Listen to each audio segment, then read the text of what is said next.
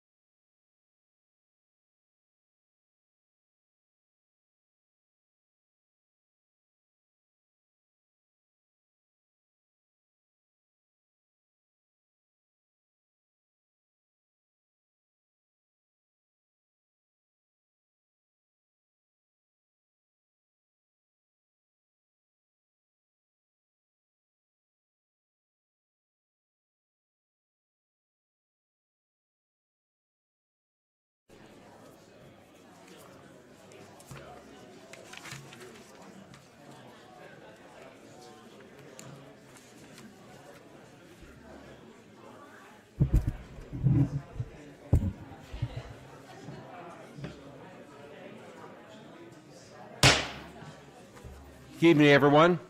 I now call to order the Tuesday, January 11th, 2022 meeting of the City of Sugarland Planning and Zoning Commission.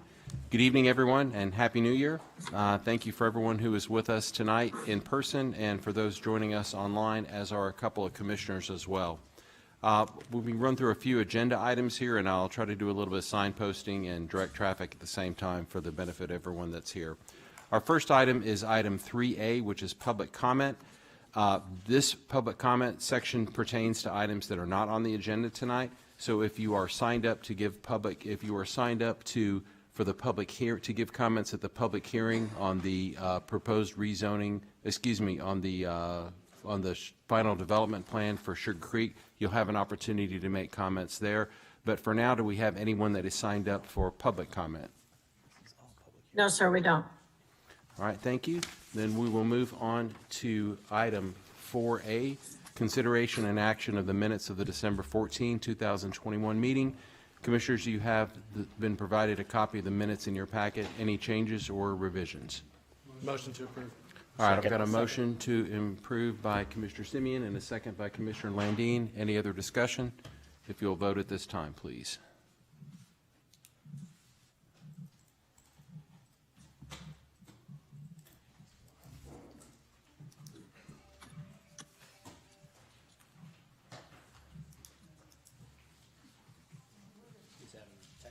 All right. Well, that motion is going to pass, and we'll get an accurate count here in a second. Okay, and that passes unanimously among the members present. All right, item 5A, public hearing. At this time, we will have a review and discussion of the proposed rezoning of 8 acres from Business Office BO District to Plan Development PD District Final Development Plan, the district at Sugar Creek, located at the northwest corner of Century Square Boulevard and Sugar Creek Center Boulevard. Lauren Fair, Principal Planner, will give a presentation, and then I will open the public hearing, and we have both comments that people are signed up to give, which we'll receive, and then we also have written comments that were received by the deadline this afternoon, which will be read into the record. So, Lauren, Happy New Year to you. Yes, take it away. Thank you. And also the applicant is also going to give a presentation after mine as well before we jump into that. Yes, thank you. All right.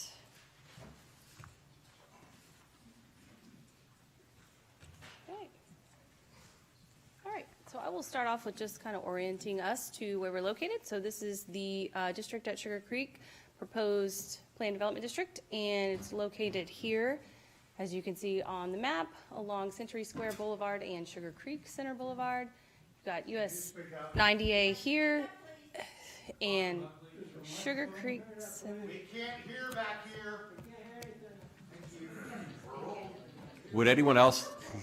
Lauren, I think if you could speak up. I can speak up. I can't move this any closer, but how about that? Oh, Yep. That's too much. That's too much. All right.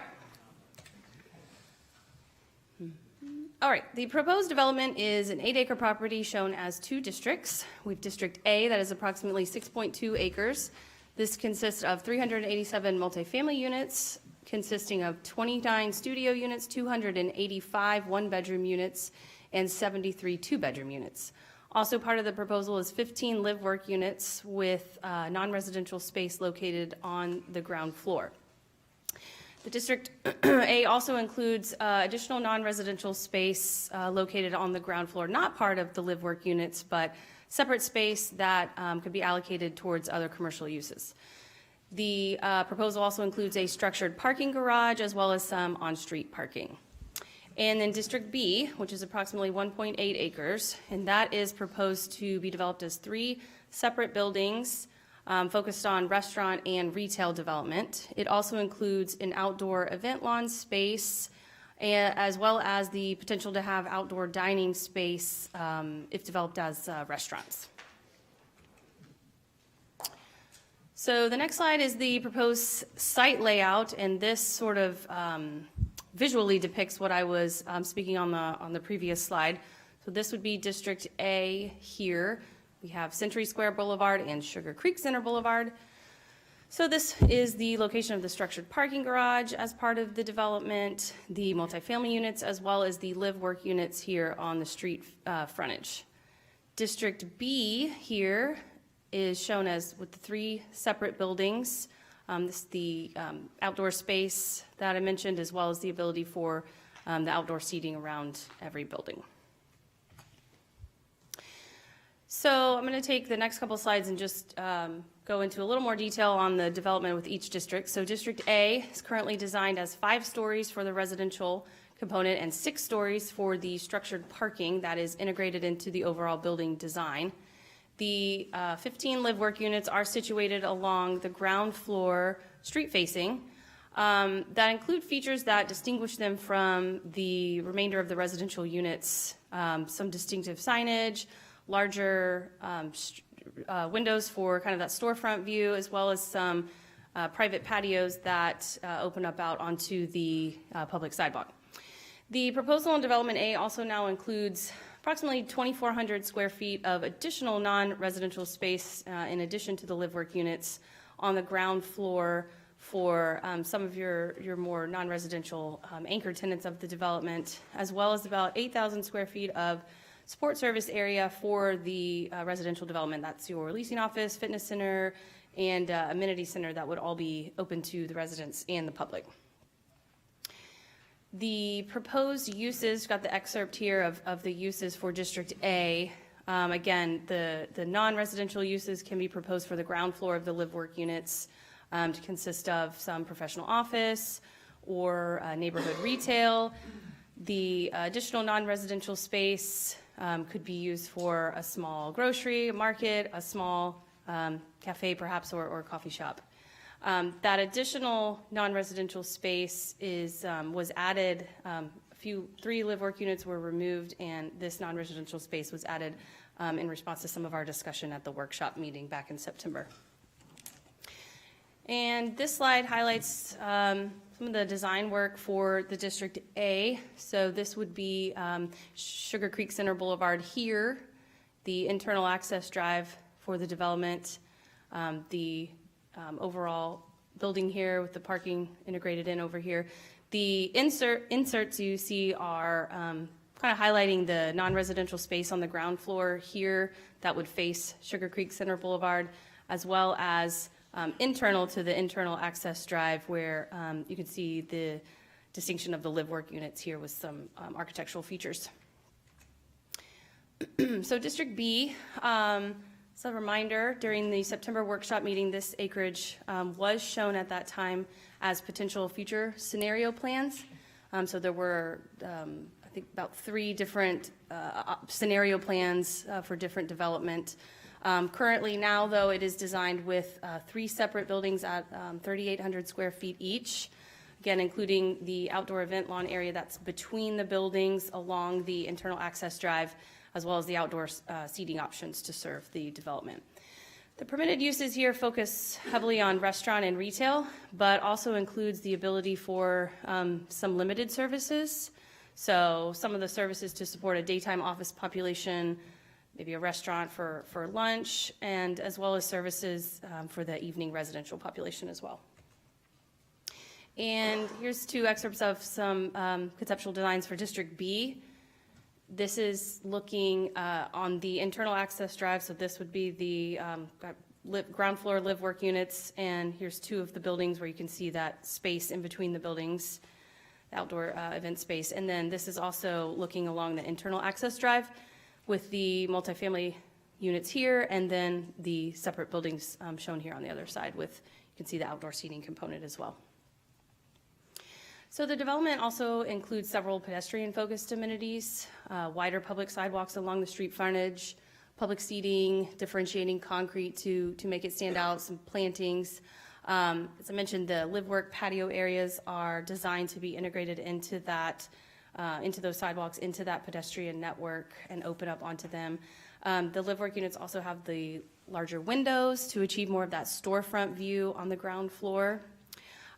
There's also a public amenity plaza that's proposed in the space closer to Sugar Creek Center Boulevard on the District B side of the development, and that includes some lighting, seating areas, landscaping as well as part of that. And this is some excerpts of what I was just talking about. So the frontage of the live work units, this would be Century Square Boulevard turning into the development. So you can see some of the seating areas, the patios that are coming out onto the sidewalk frontage here. And then over on the left side is the public amenity plaza. This would be Sugar Creek Center Boulevard here. And where that's laid out there on that section of District B. This is another kind of visual depiction of sort of a cross-section of the internal access drive. So section 1 here is this visual where you've got the public amenity plaza here, that would be here. Then you're across the street and you've got the frontage of some of the non-residential space as part of this District A development. And then section 2, which is here, kind of goes through into the inside of the District A development, so you can see the entrance into that. And then section 3 here, where you can see the live work units and how they are situated there along the sidewalk with the street. This exhibit was added as a response to some of our discussions during the workshop meeting when we were talking about making this a walkable area and pedestrian connection here as well. So this highlights some of the walkable routes as well as some distances and then screenshots of offices as you can see them from Century Square Boulevard as well as from Sugar Creek Center Boulevard, just kind of highlighting how this integrates into the overall office area there. So this slide just highlights a little bit of our PD guidance for developing a PD district from the development code. And one of the important sentences is shown here. A PD may not be used for the primary purpose of avoiding zoning regulations applicable to the primary zoning district. So that talks about how, well, a PD in and of itself is a zoning district, and that the PDs, when they're written, include base zoning districts in them as well as part of the guidance in development regulations for the PD itself as it relates to how it would develop. So that's an important sentence to keep in mind there. The development code also includes components that would be submitted with any PD submittal, both our urban and suburban guide as it's listed out in the development code. And this PD includes the overall Exhibit B that has the development regulations in it for the proposed project, as well as the various exhibits, including site layout plan, permitted use list, landscaping, building elevations and materials, kind of all of our standard items the commission's used to seeing. Oh, somebody jumped me ahead. That's okay, we can move ahead.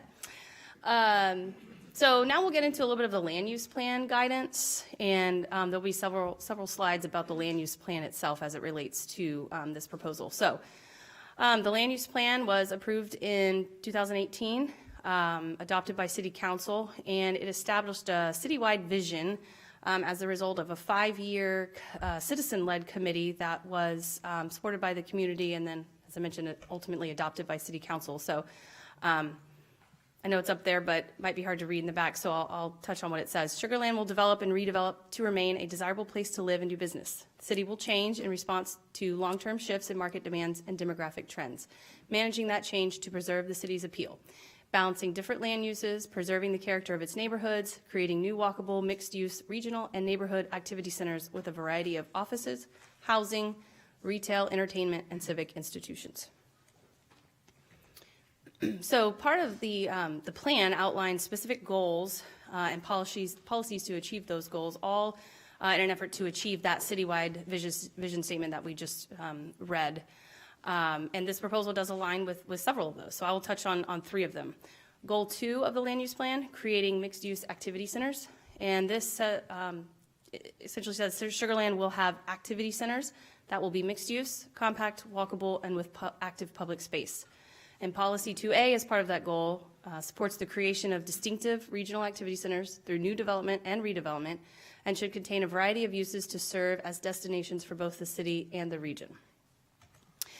Goal 3 of the land use plan talks about encouraging residential options. So this states that Sugarland will offer a mixture of residential options in a variety of settings to appeal to a wide range of people. Policy 3C, as part of that goal, states that new multifamily units will be located in vertically mixed-use settings that are appropriately scaled to their surroundings and designed to retain their value over time. So this policy statement guides how the intent is to preserve our single-family neighborhoods, but also while ensuring there is an appropriate mix of housing options available. The plan also talks about the single-family to multifamily housing ratio, and that it envisioned 88% of the citywide housing to be single-family housing, with 12% overall of the citywide housing to be multifamily. And then goal 4 of the land use plan, a great place for business. Sugarland will be a regional employment center that is a great place to do business and a community that fosters small business. And Policy 4D, as part of that, says that in new development and redevelopment, we would encourage the inclusion of storefronts, offices, and live work spaces for small businesses and entrepreneurial startups. And so this policy does state that live work spaces can provide an efficient use of space for small business owners that wish to live and work in close proximity to one another. So this is a sort of a visual, if you will, from the land use plan that talks about maintaining long-term fiscal health of your city. So it's kind of a life cycle, I'm gonna call it that. So the city, one of our goals is to be a primary employment and destination venue. So if you follow that around, when you have employers, you need places for employees to live. So there's a demand for residential property and hotel rooms for the destination venues. That, in turn, helps diversify our tax base, creates property tax values, demand for retail establishments, generation of sales tax from those retail establishments, as well as our hot taxes through hotels. And then that can all be built into overall quality of life for the city. Those funds can be used and invested into quality of life amenities, parks, public infrastructure, and then invested into core public services as well. So police, fire, again, roads, and all those things that maintain a high level of quality here in the city. So this is really about balancing growth. So the land use plan created 5 regional activity centers envisioned as hubs for the city that would support multifamily residential development proposals, but with certain parameters. One of those parameters is that no new standalone multifamily would be approved, and it must be part of a vertically mixed use center or integrate horizontally, meaning with the amenity or the fitness center or the leasing office or some of those additional non-residential commercial uses located on the ground floor of the development. So this proposal, the district at Sugar Creek, is within the Sugar Creek Triangle Regional Activity Center. It is close to highways, 90 and 59, as well as existing offices and several retail and restaurants. It is seen as an office-centric regional activity center, and the plan states that this area, this overall area, should include sports services for our daytime office population, and services for the evening residential population as well. We're gonna go over there. So this slide highlights the area that is defined as the Sugar Creek Triangle Regional Activity Center. So it does create a triangle, if you will. This is 90A and 59, and then Alkire Lake Drive. Our subject property this evening is here. So currently it does include a lot of office, as I mentioned, office-centric regional activity center, retail, several restaurants, hotel, as well as the future car dealership that the Commission and Council both approved a few months ago. And again, it does state that any multifamily would be part of a mixed-use development that would activate the overall area as well as incorporate structured parking. So this is another excerpt from the land use plan, which talks about guidance for multifamily development.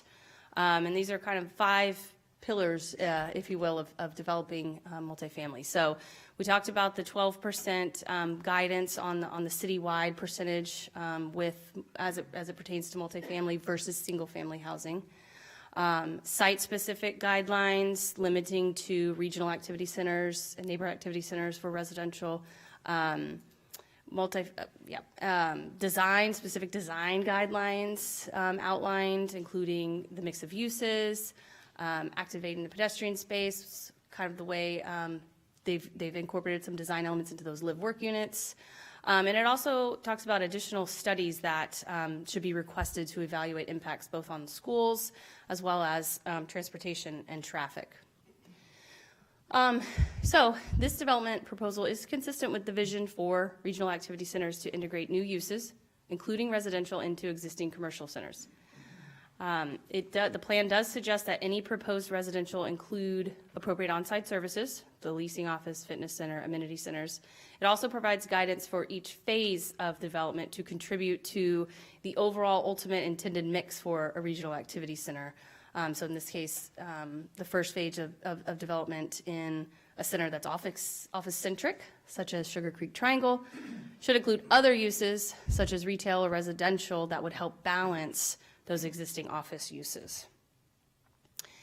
The plan also, again, has a lot of guidance on creating a mixed-use setting, having a mix of uses, including residential, activating that area, placing the multifamilies, leasing office, amenity centers, fitness centers on the first floor, engaging with the pedestrian realm with the front porch stoops, architectural features, distinctive building finishes, incorporating the structured shared parking component, and then activating that pedestrian zone as well with different features. Could be seating, could be lighting, could be trees, any number of things.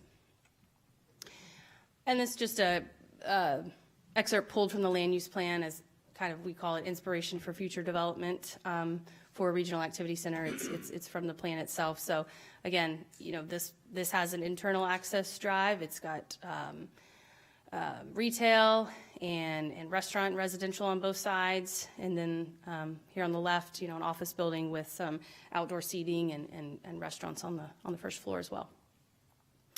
So back to one of the pillars that talked about additional studies. The land use plan did provide guidance that regional activity center development should include transportation studies and school impact studies.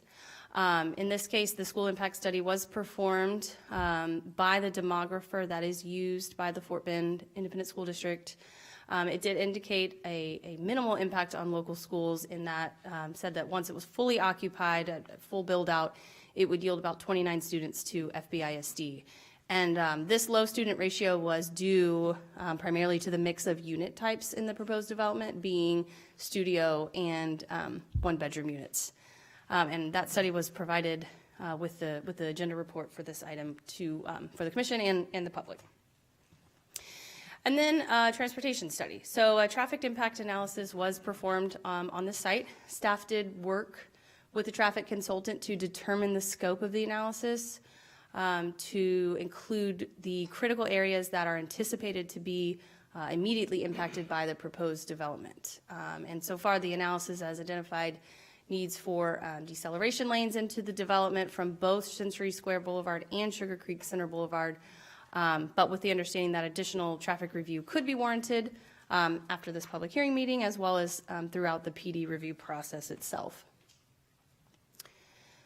So I just want to touch on, move out of land use plan guidance and touch on a little bit of previous commission work and what we talked about at the workshop in September. So we did have a workshop with the Planning and Zoning Commission in January of 2020. At that time, staff was seeking guidance on, this was post land use plan approval, so we were seeking guidance on implementation of regional activity centers and neighborhood activity centers, gathering some policy level guidance. And one of those key questions as it relates to this proposal was, based on the land use plan's direction for multifamily to be integrated with other uses, does incorporating live work on the first floor meet the intent? And at the workshop, the commission feedback was yes, within a mixed use development with non-residential uses incorporated into the ground floor. So the commission held a workshop on this item on September 14th last year. A lot of the discussions were around how this development integrates into the overall regional activity center. We focused on the use list and non-residential uses. Question was asked about having more of an anchor tenant, more non-residential uses in the development itself. How the live work units function. There was some discussion on how they are developed, what they look like, and how they function as part of the development. As well as overall into pedestrian connectivity and walkability and activation of the overall area. So in response to some of the commission feedback at the workshop, that additional 2,400 square feet of non-residential space was created on the ground floor of District A in order to help activate the area, contribute to the overall mix of uses. And these are not part of the live work units, so this is separate from the non-residential part of the live work units. We prepared the new exhibit that we discussed that highlights some of those walkable routes around the development, how it would connect to the existing pedestrian network and the adjacent businesses. And then District B is now included in the current development plan instead of just scenarios. Again, in order to incorporate more anchor tenant space, more non-residential space as part of the overall development. And then this was kind of more about the discussion on the details of the live work units. So this outlines what the first floor would look like, which is here in the green. So you can see that this is the non-residential space with the door that goes out onto the patio area. And then the second floor plan where the person would live. So again, they've got specific features that sort of distinguish them as well from the rest of the development. And so a few things for this evening. We would ask that the commission consider the additional non-residential space that's in District A as well as the inclusion of District B as part of the current proposal with regard to contributing to the overall regional activity center. Does it contribute to the overall regional activity center? Does it activate this area more? We did mention in the report, and I'll mention it here, that the applicants conveyed the potential to develop as a condo project, which does promote the potential for ownership. That is still considered multifamily by the city, but it's something that we wanted to bring up, and the applicant can certainly speak more about that if you all would like. And then whether there's any substantive changes that are needed on text or on the exhibits of the proposed PD material. And then overall, consider your evaluation of the project and determine whether it aligns with the vision in the land use plan for the Sugar Creek Triangle Regional Activity Center, or whether there are additional items that could be included and addressed by the applicant. And this is my final slide, so I want to touch on public hearing. Since this is a public hearing, we did notify in the newspaper and on the city's website.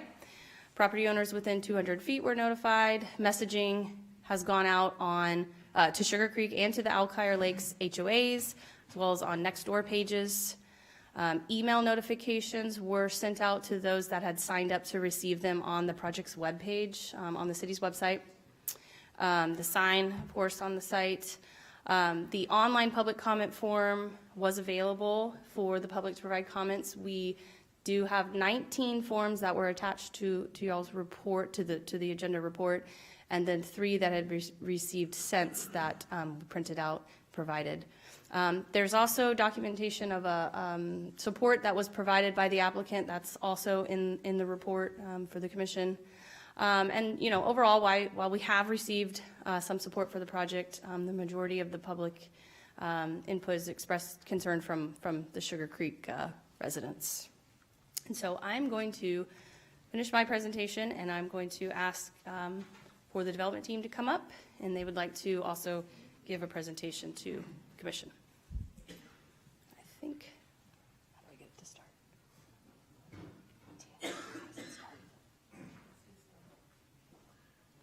It's supposed to Thank you, Lauren. Yes, thank you. We were trying to start a video here. Is there a start button? Oh, no.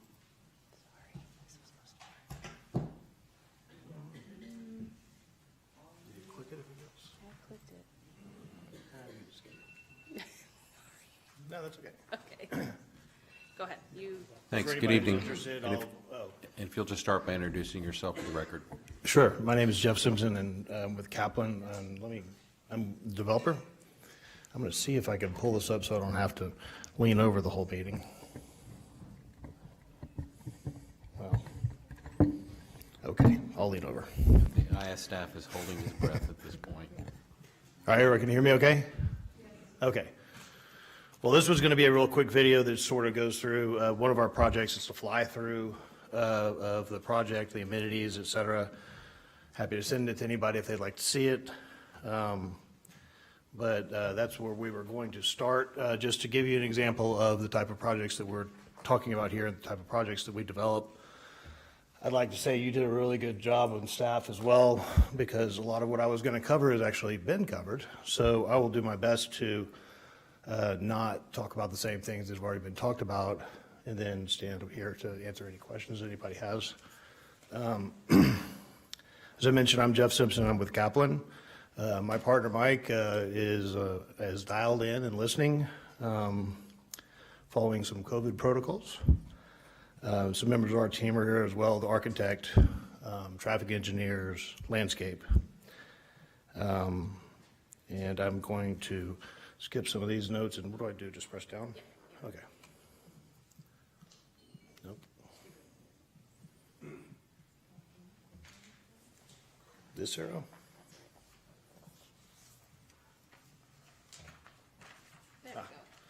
Okay, so my first slides were actually quite a bit of just summary of the land use plan, which, as I mentioned, staff did a great job of going through, so I'm going to go through them very quickly. One of the things that we have come to appreciate as we've gone through this is that if you think about it, really the genesis of this project started back in 2013 when the 300 constituents, including staff and any stakeholders in the city, spent 4 to 5 years to put together the land use plan. And as I mentioned, these are just some of the highlights from it that Lauren went through in her presentation. So I'm just going to go through these quickly. You know, as I said, it involved 300 people, city elected and appointed officials, staff, and interested community members. It did include live work units and addressed multifamily. In fact, part of the reason, as I understand the history and learned it, is for the new land use plan was what to do with multifamily. Large employers are looking for projects and new developments to include restaurants, gyms, retail, et cetera, mixed uses. The policies, you know, were put in place. If you read the land use plan, which I've done several times, there's quite a bit, you know, but the whole purpose, and all cities have these, you know, general plan, land use plan, you know, it's probably the most important document that guides the city in its growth and to continue it to be a vibrant community.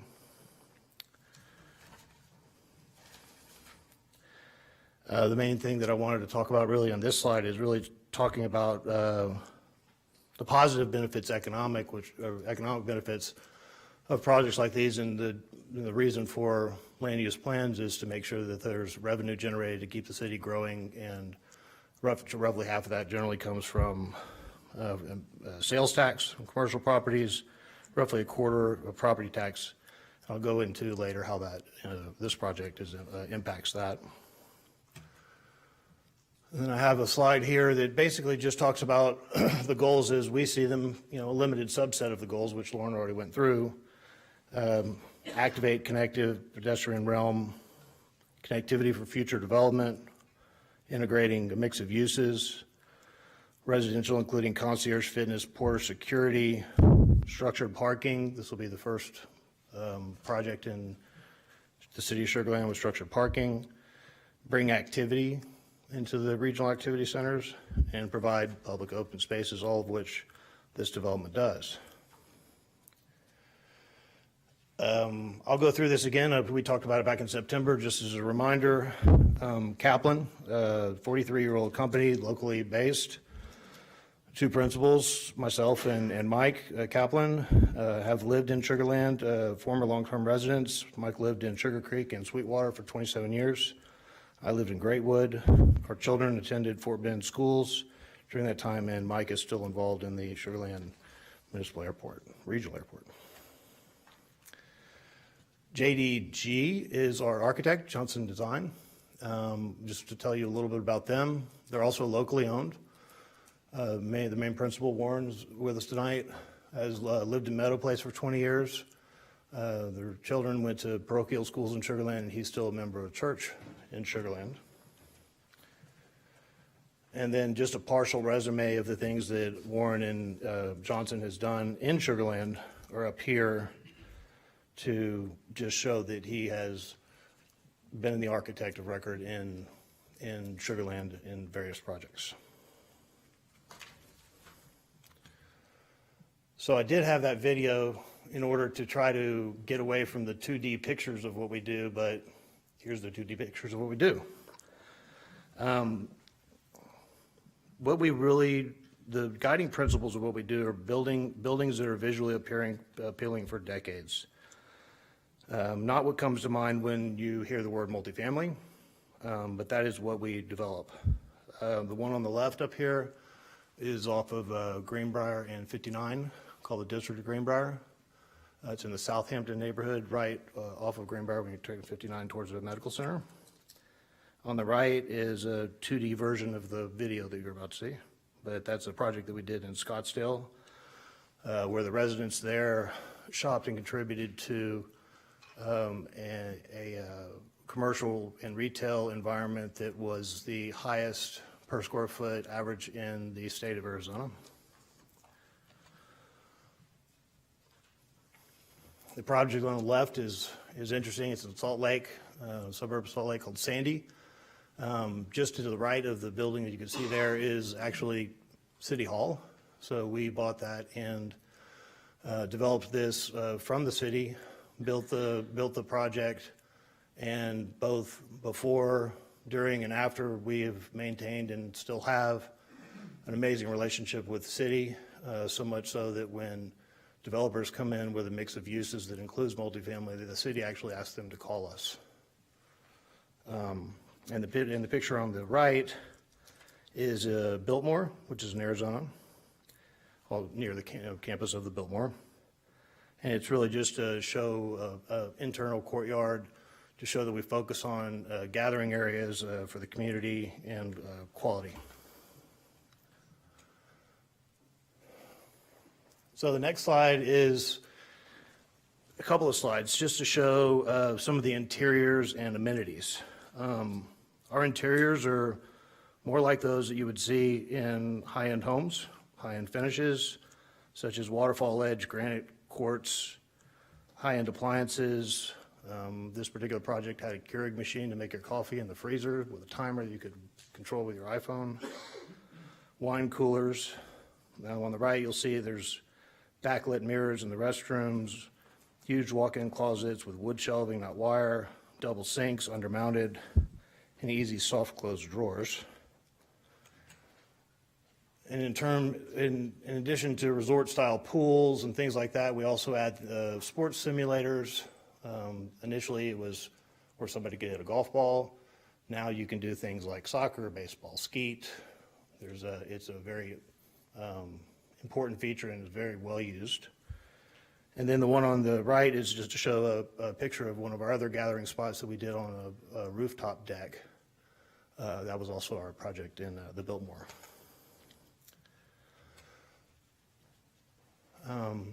This project on the left and the right are to talk about sort of the environmental things. Now, the project on the left was in Austin. It was actually a LEED certified project. But whether we're going for a LEED certification or not, which in this case we're not, we do focus on conservation of water and energy. That includes the use of teal systems, which is a everlasting hot water system, low flow toilets, energy efficient appliances, and energy efficient building envelopes. And the picture on the right is our green bar deal, which I mentioned earlier over in Southampton, that actually has, we say we're able to save some of the trees. We used an arborist to come in and save trees everywhere we can. We try to do so. So now I'll start discussing this particular project. This is a rendering of the District A part of the project. You can see along the bottom that there's an active streetscape. This is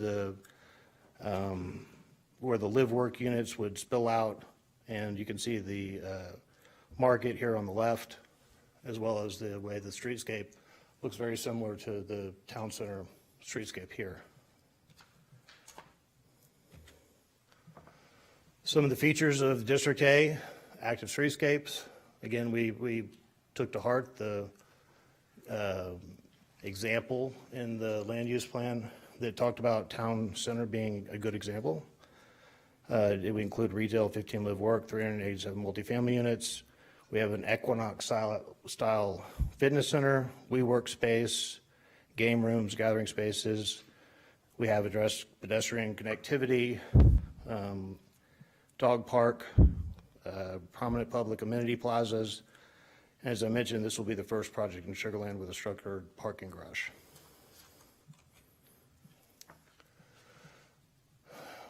One of the guiding principles of the general plans, land use plans, et cetera, is for revenue for the city for growth.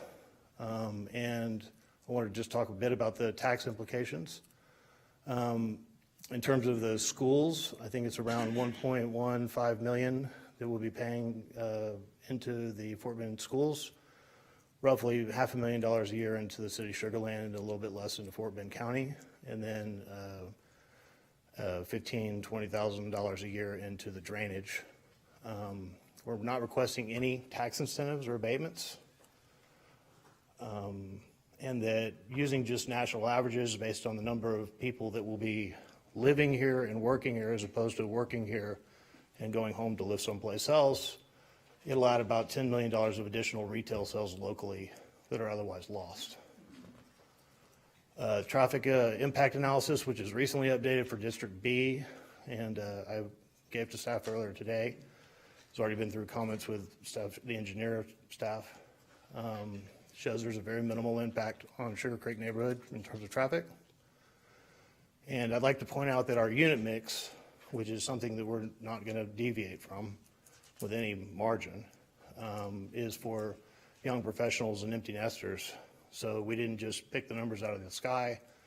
That is what we are focused on, and that is why the mix is what it is, which happens to be a specific goal from the land use plan.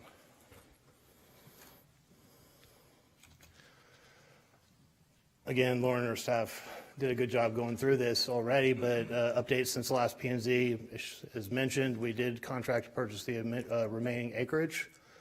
Last time we were up here, actually in almost several presentations, including the last time I was here, the question was asked, what kind of agreement is in place for district to be what you're saying is going to be, and my answer, I couldn't give you one. So we decided to contract for that and then include it as a part of this plan development. We have increased the level of pedestrian connectivity with crosswalks, added the element of the anchor retail in A, which would be like an urbo market.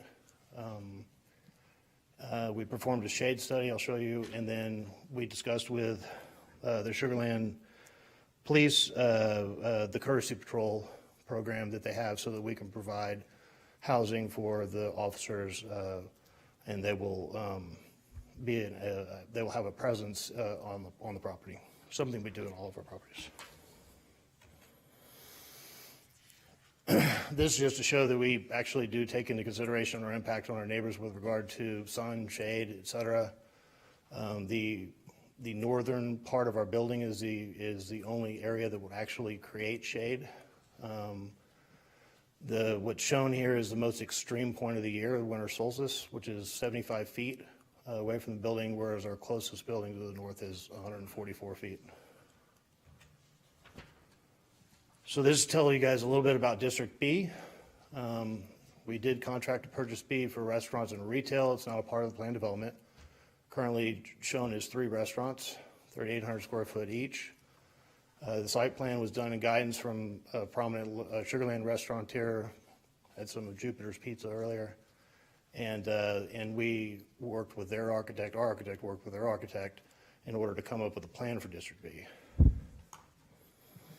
One of the elements of District B that was great, and that's why I'm so glad that Victor and his partner were able to participate with us, is that as you'll see on the bottom right, hopefully y'all can see it, there's between building B to the north, there's like this green plaza area. And sort of the inspiration for that, which I'd love to take credit for, but you know, were these 2 properties here, which is, you know, the one on the left is, if anybody's been to City Center and see the Ruggles Green, it's now called Bella Green. There's this turf area out here, which is very much like the turf area out here, a little smaller. And so that was sort of the inspiration behind that portion. The next 2 slides are showing some preliminary renderings of that streetscape, which staff already went through and showed you guys. Looks very much like what the examples were in the land use plan. There's another one where both sides of the street are active. This was in September when we met. This was something that was, for people who aren't familiar with live-work units, I got a lot of questions on this and didn't have a really good visual to explain it. So we put this visual together. As Lauren mentioned, on the right would be your ground floor. The left is the second floor. So patrons of the business would enter through the street, come in, you have your shop, professional office, whatever in the bottom floor. The resident has access to the live space unit from the first floor, coming from the parking garage, as well as the patrons. The resident can access also through climate-controlled corridors on both the floors in the second floor, and the second floor is where the live space is. We did a school impact study, as mentioned. It was performed by population and survey analysts. For those of you who don't know, they're the leading demographic consultant for the most high-growth independent school districts in Texas. They've been Ben ISD's demographic consultant for 10 plus years, and this is a study that we did not pay for. We simply gave them our mix and some details of the property, and they gave us a report. Fort Bend Independent School District overall has a student to occupied unit ratio of 0.37. However, this is heavily influenced, and this is reported online, by product type, location, class of the property, how close you are to the schools. So they took the entire subset of all the schools, they narrowed it down to 40 that match, that would include studio and 1 bedrooms in excess of 65%, 3 bedrooms less than 5%, we have none, and newer than 1990, and they projected that our development will have a 0.07 ratio or 29 students. The TIA, who, if we get into some more detailed questions later on the TIA, I'm happy, LJA is here to answer any of those questions.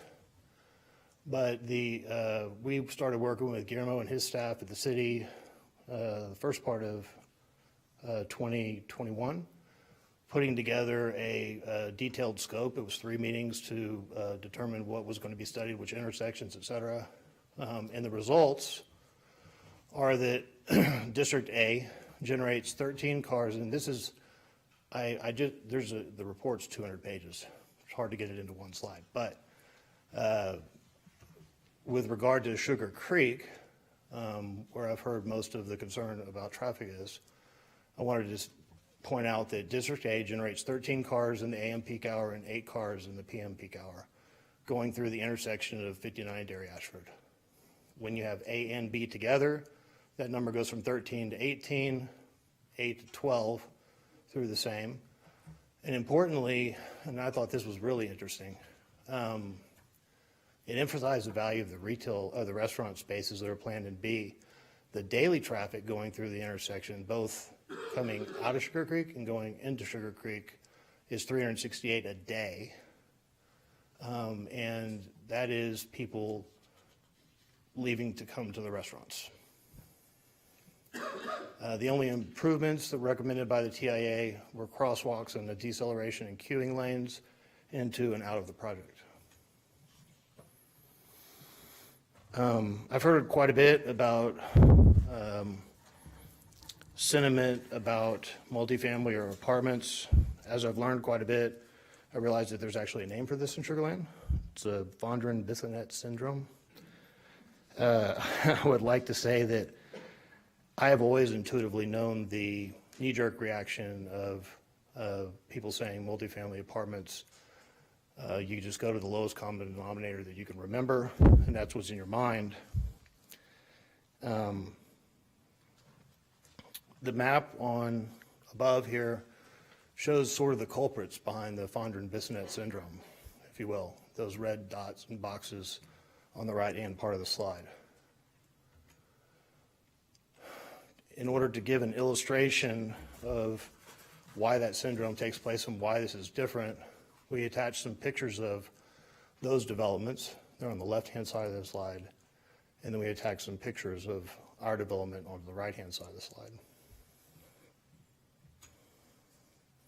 There's no comparison, but none of those ever started off as a $100 million investment into a community.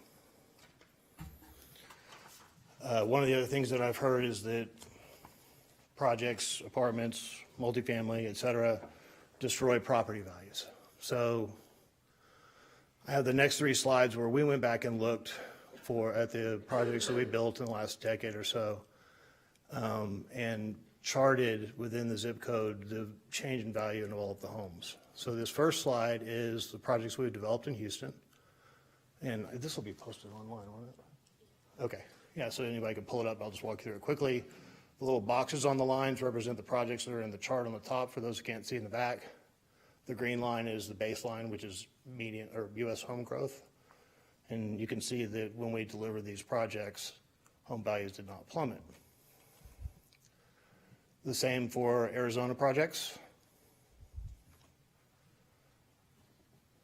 And then the same in Salt Lake City, Atlanta, San Antonio. And then today, after already sending my presentation, I did a little bit of research on projects in Sugarland. So since 2009, there's only been 4 projects in the last decade in Sugarland and the ETJ. 2 of them in Riverstone, 1 in Telfair, and 1 in Imperial. We again looked at the change in home value in the zip codes with these projects, and from 2015 to 2021, the increase in the property values around these projects was between 16 and 35%, whereas overall as a city, it was 10.3%. That really is a testament to Sugarland's city leaders, mayor, planning, staff, council, the fact that you took 5 years to put together a land use plan. We understand multifamily is something that is welcomed in Sugarland, but it comes with a very, very high bar, even before the land use plan. And there's an emphasis on very, very strict controls, targeted geographic location, quantities that are going to be allowed, qualities like walkability, mix of uses, and a written plan demanding specifics, unlike unzoned locales that basically just say, if you're zoned and you're under a certain density per acre, come on.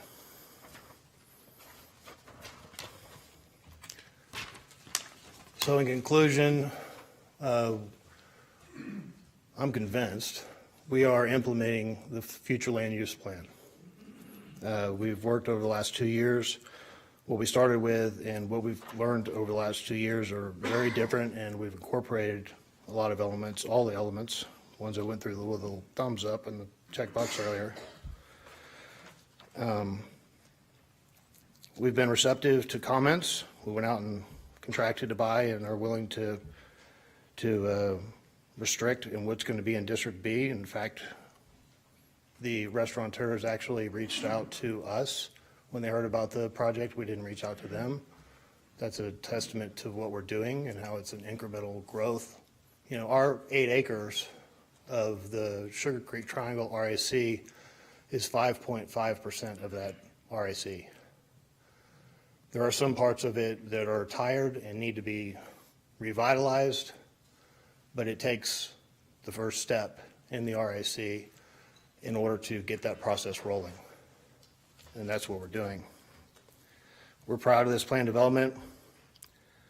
I hope that this presentation has shown you guys our desire to contribute to this city and community that we've lived in and that we care about.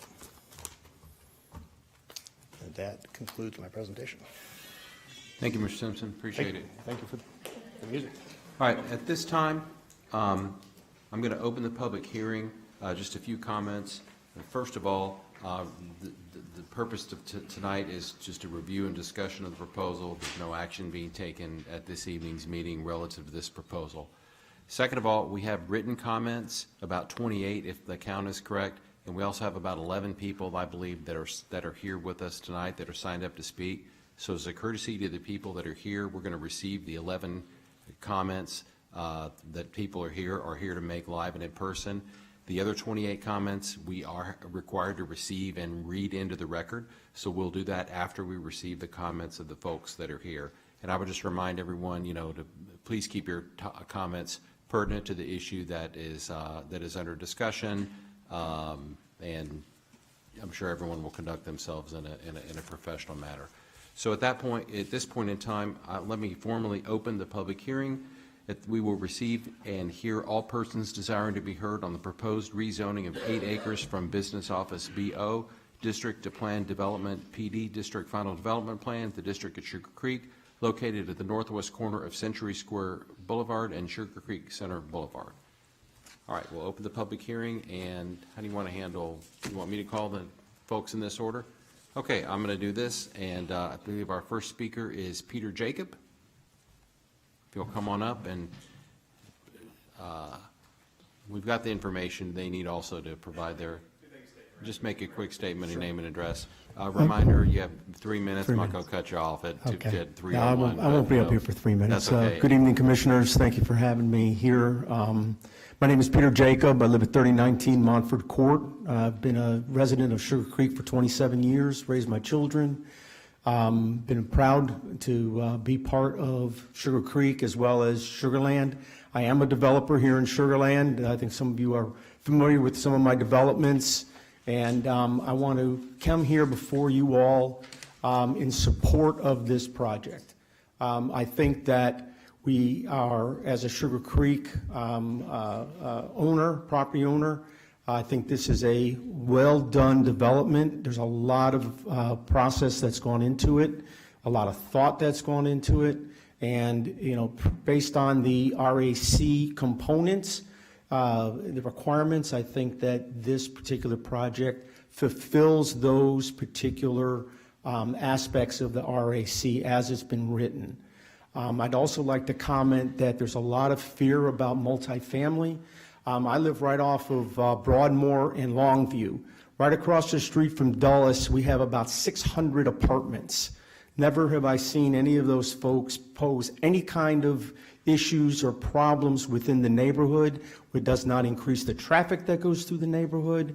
We don't necessarily have any issues with that, but those apartments have been there for at least 10 years. So if there's anyone that is, going to say that apartments are a bad thing, well, I have to tell you, I disagree with it. I think if it's done correctly and in the manner that Kaplan is proposing, of which staff has verified and which is, before you all at some point, I think that this is a premier project. I think that it will benefit the city from both a use standpoint as well as a tax base. And that's about all I'd like to say. Thank you very much. Thank you, Mr. Jacob. The next person that we have signed up to speak is Jeff Tallis. Good evening, sir. Good evening, Jeff Tallis. Thank you, Commissioners, for your time. I'll be real brief. I'm not an expert on the topic. However, I have been a business owner in the area for about 13 years. My office is across the freeway, behind the Chase Bank building. It's actually 14015 Southwest Freeway, down in that little cul-de-sac. That strip center from that end to the other end where the jewelry store, which recently went out of business, is, I believe, owned by one gentleman. My concern has been for the last several years is I think we're probably 30 to 40% vacant. The development itself has gone down, and when I saw this development come up, I felt it was very appropriate because I see the area continue to go down with businesses moving out. And as a business owner with just a few employees, make decisions, I'm looking at what's around me, right? And I think a development like this across the freeway will do good for my office space. And if truth be told, I do have a little bit of a vested interest in Sugarland. My mother, and those of you who may know her, I'm not trying to spend my inheritance yet, but I believe her property in Venetian Estates will benefit from development like this. So I'm in support of it as a business owner, as someone who has lived in the area since 1975 when my family moved here. I just am excited about it.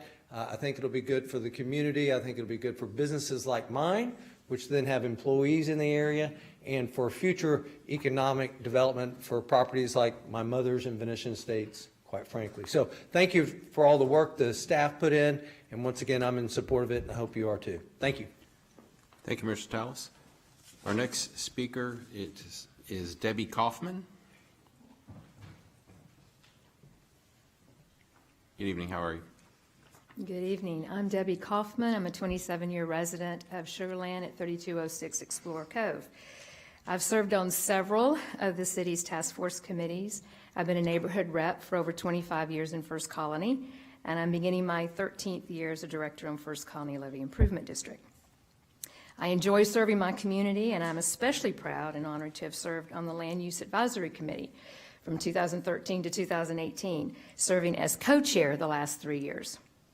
But I can go a little further back than that. My great aunt and grand and uncle were in the first residents of Sugar Creek. I worked for Gerald Hines in the 70s, and I spent a few months at the newly formed subsidiary Sugarland Properties with the late Honorable Charlie Howard. So I've been watching Sugarland for more years than I probably should have admitted. You've heard a lot about the Land Use Advisory Committee, so I want to give you my view on that, as having sat on that for 5 years, exactly how we went through that process.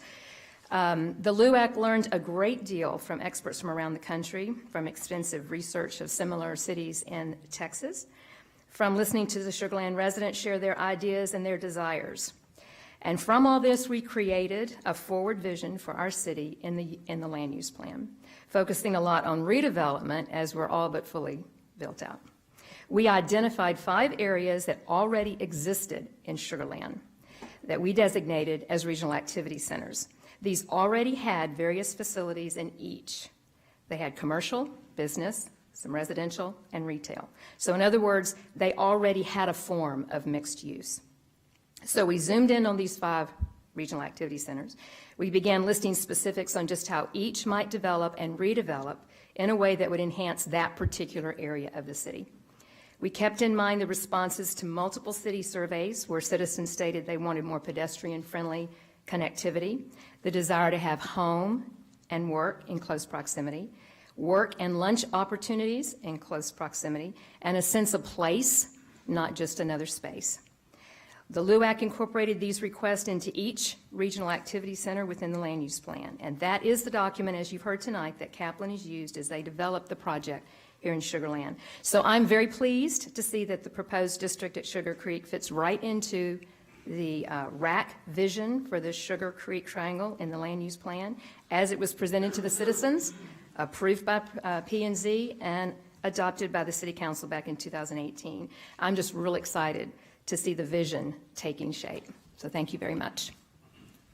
I thank you for your service on the committee and for your comments this evening. The next speaker is David Steadley.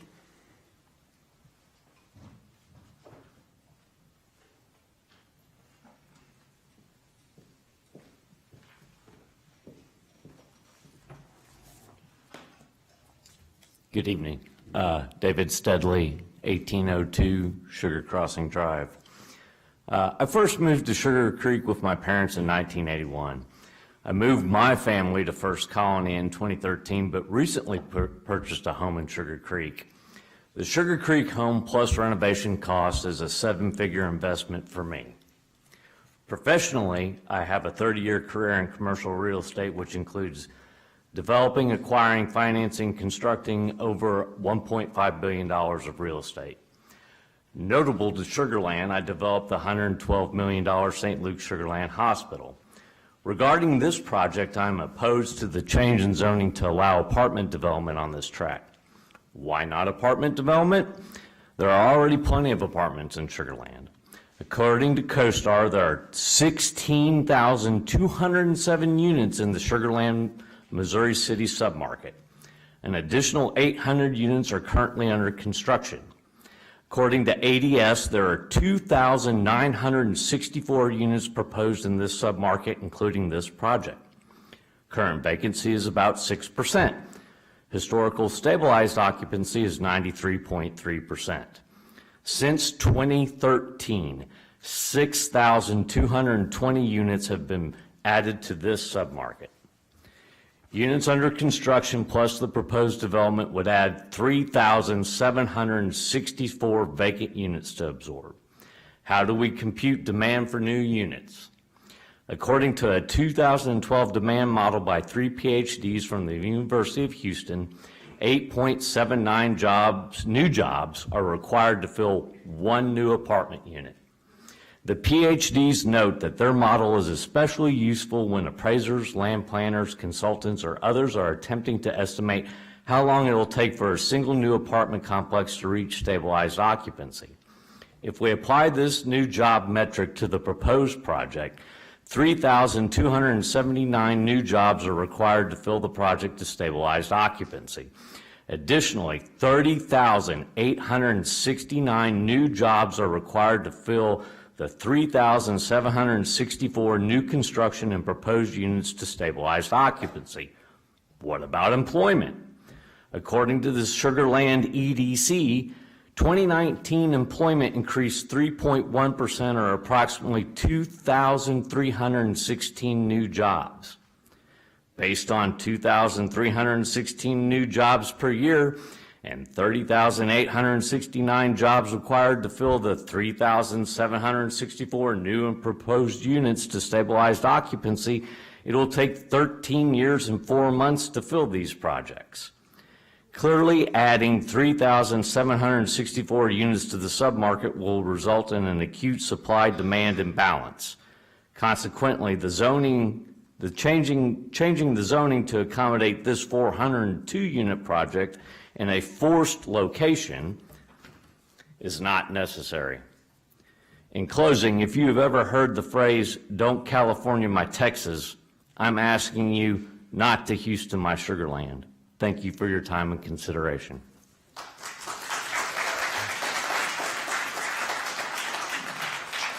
Thank you very much for your comments. The next speaker is Harvey Zinn.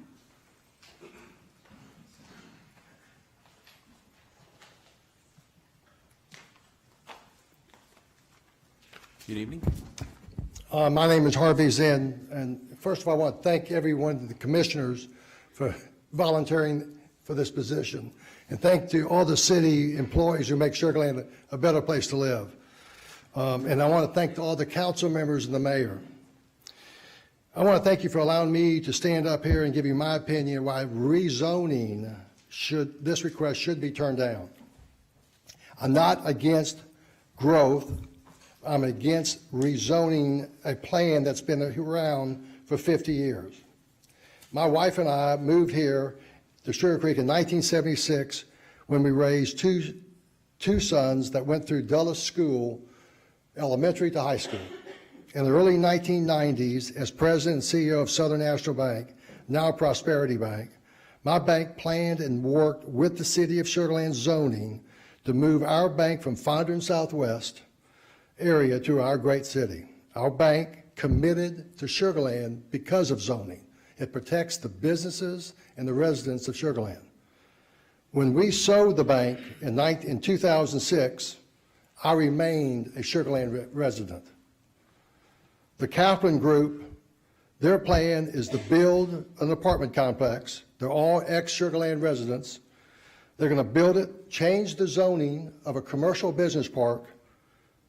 Then they will lease it, they'll sell their interest, and they'll be gone. They'll leave Sugarland again. Sugarland zoning has made Sugarland a stronger city to live and work. Controlled growth has made us a stronger community and a better community for all of Sugarland residents. Commissioners, we have a problem.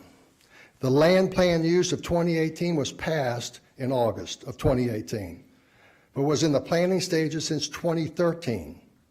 It is 2022, and 44 years later, the majority of all of us who have not followed the city politics just found out about the change of the new RACs and NACs plan for our great city. Now we have put in a position to try to convince you and the city council that this zoning change is right. It's wrong for the city. The developers and the landowners have had time to get petitions and get city council members to support this proposed change to the businesses and residents. We have not. I am speaking for close to 2,000 voters and residents in Sugar Creek and Venetian Estates subdivisions, the Sugar Creek Commercial Business Park tenants and owners. The zoning change is wrong for our great city, and in my opinion, it will jeopardize our security and our value of all of our assets.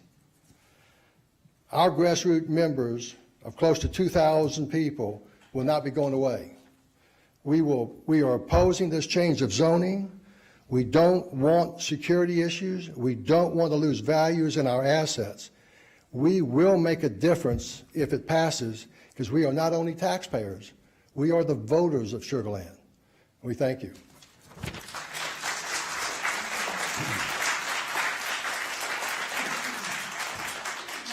Thank you for your comments. The next speaker is Richard Muller.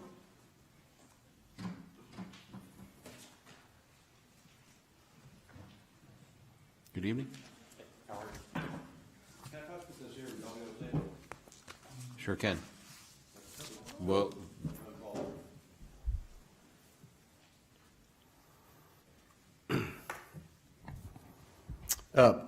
thank you all for listening to me. My name is Rich Muller. I'm the owner of the office building and the undeveloped tract of land that's immediately north of this proposed zoning change.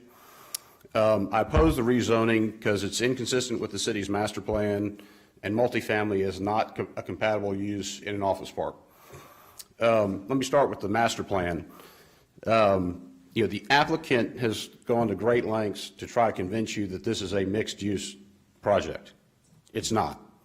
All right, what is being proposed is the largest, densest apartment complex built in Sugarland in the last decade.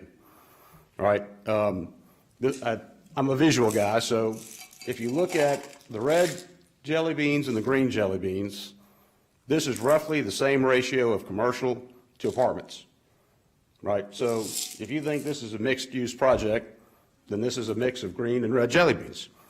And it's just not. It's less than 9% of the entire square footage of the project is devoted to commercial. And the developer cannot and has not, and will admit, can make no commitments on when the commercial will be built, what will be there, and they'll tell you that. They're apartment developers, they're not commercial developers. So they say they're going to have all this commercial, but they are not guaranteeing any of it, and the PD document does not require any of it to be built as a condition to the apartments going in. And that's different from how you've treated other apartment developers. If you look at Imperial, by comparison, Suba was able to get 240 apartment units, but they had to have 100,000 or more square feet of commercial built before the apartments could be built. That's what your master plan requires. That's not what the PD that's before you has in it. Okay, and that's an important part of your master plan, and I suggest y'all look closely at what's actually in the document that's before you and compare it to what they promised you, because much of what they promised you is not in that document. I mean, they've done a good job of trying to sprinkle in, all the stuff that's in the master plan so they can check the box. They say they've got a public plaza. Their public plaza, just by way of comparison, if you look at the square footage of the fountain in Town Center, their public plaza is smaller than the fountain in Town Center. Okay, that's not the public plaza, public space that is envisioned by the master plan. Let's talk about putting apartments in the middle of an office park, because that's what this is, right? Apartments are just inconsistent with an office park. Everything around this property is office, everything. It's either zoned for office or it's already developed as office. In November of last year, I was close to finalizing a letter of intent on that building right there, which would have been a 13,000 square foot medical office building located right next to this proposed project. When I told the buyer about the proposed project, they pulled out of the deal because they said, I don't want to have my medical office building next to an apartment complex. So the mere possibility of this project killed a commercial deal that's almost as much square footage as what they're proposing. Apartments just don't have any place in an office park, and this was a comment that was made earlier, and I'd echo it. We would not have made the investment that we've made in that office, in our office complex, if we knew that the city could spot zone the property right next to us to apartments. The whole reason you have zoning, the whole reason we make investment decisions based on that zoning, is because we believe you guys will protect our property next door and protect our values. No one will invest in Sugarland if the P&Z and City Council can simply change little chunks here and there based on your master plan. You just won't get anybody investing here anymore. I would not have made that investment. Nobody else will make that investment going forward. And lastly, and I know I'm out of time, but I think the applicant and the staff had about an hour or so. If you'll indulge me for a few more minutes, is that okay? Yeah, please feel free to wrap up.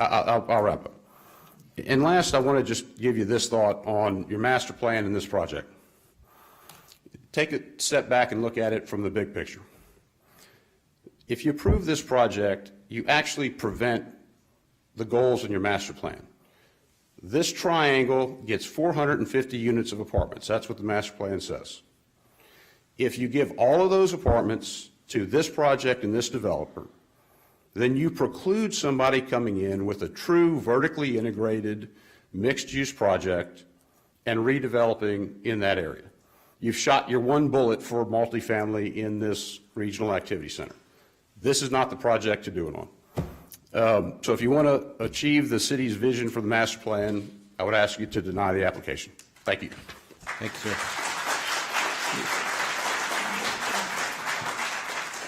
The next speaker is Barry Stewart.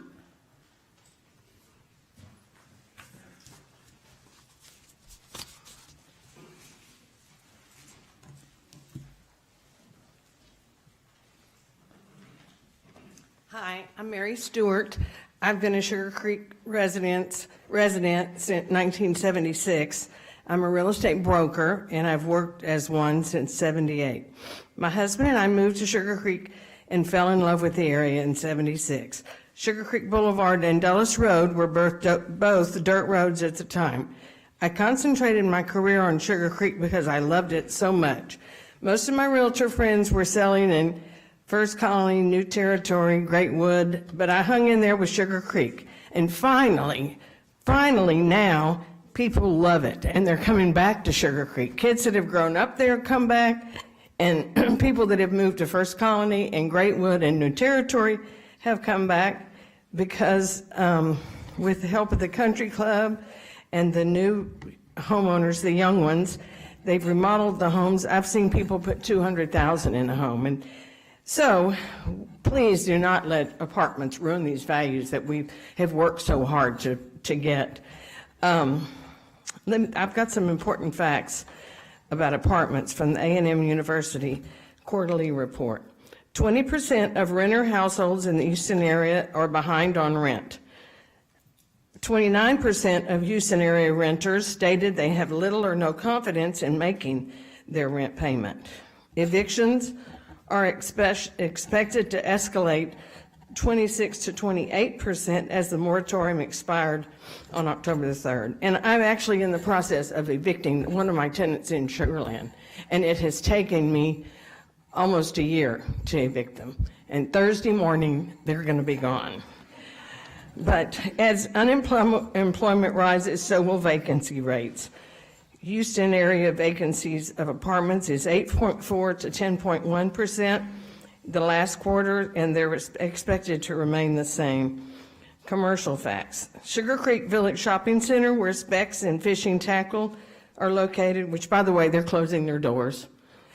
They have 36% vacancy. That's before Fishing and Tackle announced that they're going to close. The park at Sugar Creek, which is across Sugar Creek Boulevard, has almost 50% vacancy, and Town Center looks like a ghost town. It just blows my mind that somebody would want to open more office space. The crime in the area will increase, and I just heard a very disturbing story from a friend whose wife was at the Exxon station right there across from this 8 acres.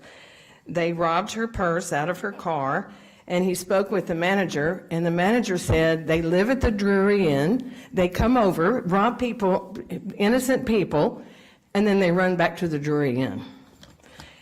Okay, so also the gentleman with Kaplan said that it will minimally impact our traffic in Sugar Creek. That is simply not so, because I've had many homes for sale or lease on Country Club, and the people that call on these homes, they'll say, I just dropped my son off at Dulles and I was cutting to the freeway. They all tell me the same thing. And they do. They drop their kids off and they cut through. And that's what will happen in those apartments, if the apartments are allowed to come. So anyway, one last comment I want to ask is we Sugar Creekers don't understand why we were kept in the dark about this, as Harvey said. I mean, we knew nothing about this, and maybe we should keep a better tab on what the city is doing, but I just think that's unfair. But thank you for listening to my comments. Thank you. Thank you. The next speaker is Kelly Stewart.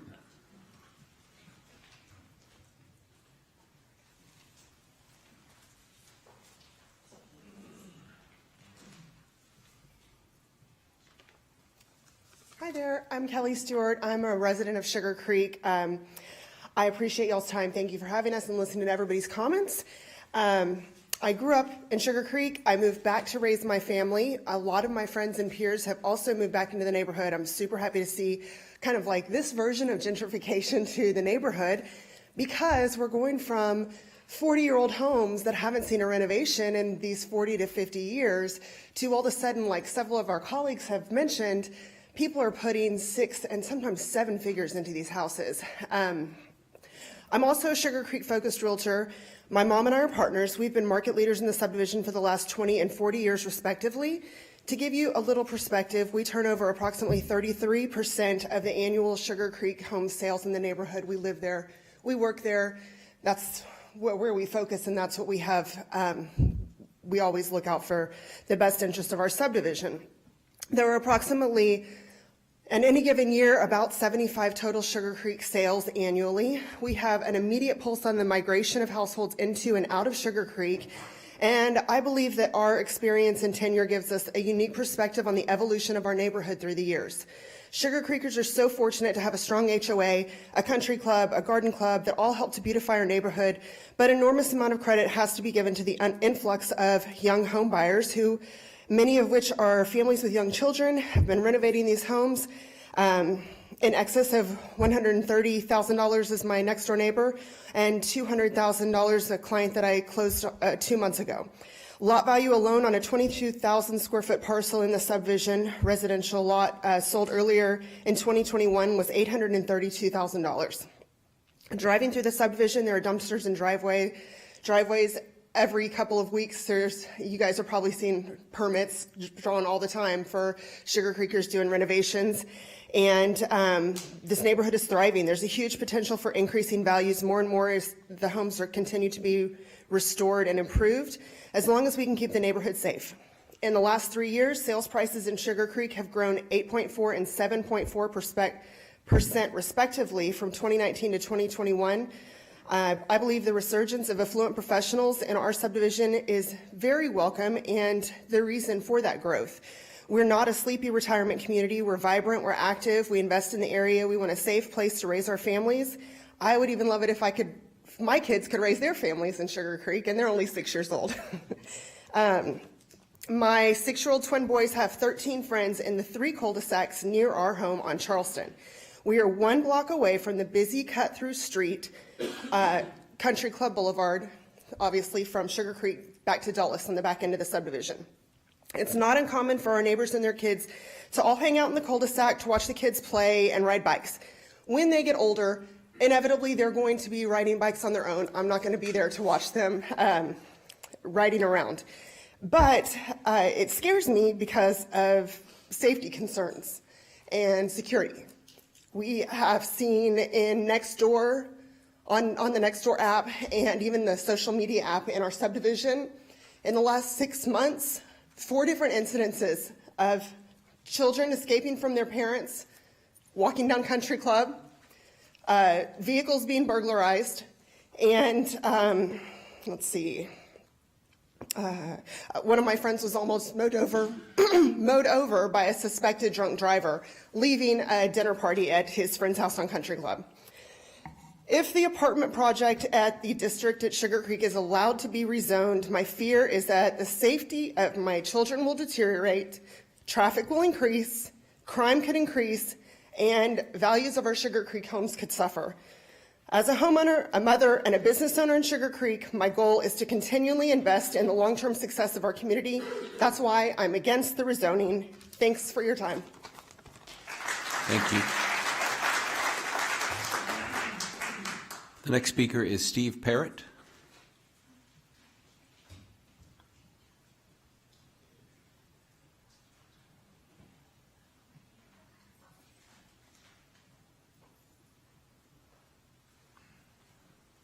Thank you very much. My name is Steve Parrott. My wife and I live in Sugar Creek. We moved out here about 19 years ago, I think, from Tanglewood in Houston. We love Sugar Creek and we like the things that Sugarland brings to the table. I've been a lawyer for 47 years and I've had the occasion to hire and interview and interrogate and cross-examine a number of experts. So I don't put a lot of stock in charts and graphs and expert reports, particularly if the experts are hired by the party who's promoting the activity. That being said, my concern is that in order for this project to go forward, we have to change something. The city has to change. You have to rezone. It's already zoned. You have to rezone to make this round peg fit in a square hole. You're having to rezone, and there's no reason to do that. I'm particularly concerned about the devaluation of properties that are going to occur all around the area, and particularly in Sugar Creek, and most particularly in the home that my wife and I live in. We spend a lot of time and money trying to build a nice house, and we want to keep it that way. I think we'll see an increase in crime. we'll see an absolute increase. I don't care what their so-called expert says. You're going to see an increase in traffic. You're going to see a lot of cut through, as the other speakers have mentioned. I'm against this project, and I think you ought to deny it. Thank you for your time.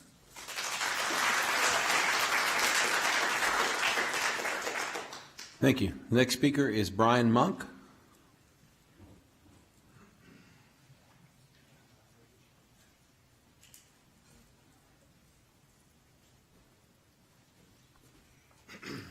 Good evening.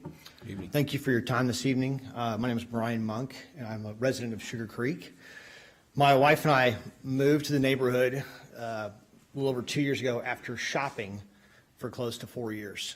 We were actually living in Bel Air at the time and left Bel Air after living there for 6-7 years to escape the very issue that we're discussing this evening. That was the traffic and redevelopment into these mid-rise type apartment complexes. I'm going to apologize in advance for anything that I might reiterate that these people have said before me. They've got my work cut out for me. I think we would all agree that a successful business is built by the idea that they identify a need in the market and find a way to deliver that need to the market in an efficient and beneficial way for not only the company, its consumers, as well as the community around it. I'd like to think that, and it's my belief actually, that the city of Sugarland operates with this mindset. So with that being said, forgive me, Lauren, excuse me. She noted in the land use guide that these developments are built when the market deems it to be necessary. I think all of us here, what's been brought up before, are all curious as to what studies that have been conducted by someone other than the agencies hired by the developer, where those studies are. Where is the market drive to build this type of structure in that particular spot? Mr. Simpson pointed out that 300 people did in fact take this into consideration from the years 2013 to 2018. That's 5 years. Took this into consideration when developing the future land use plan, yet they left this specific parcel to be zoned specifically as commercial. In fact, they left it as it was because they felt that that was the appropriate means of development for that particular area, not multifamily retail.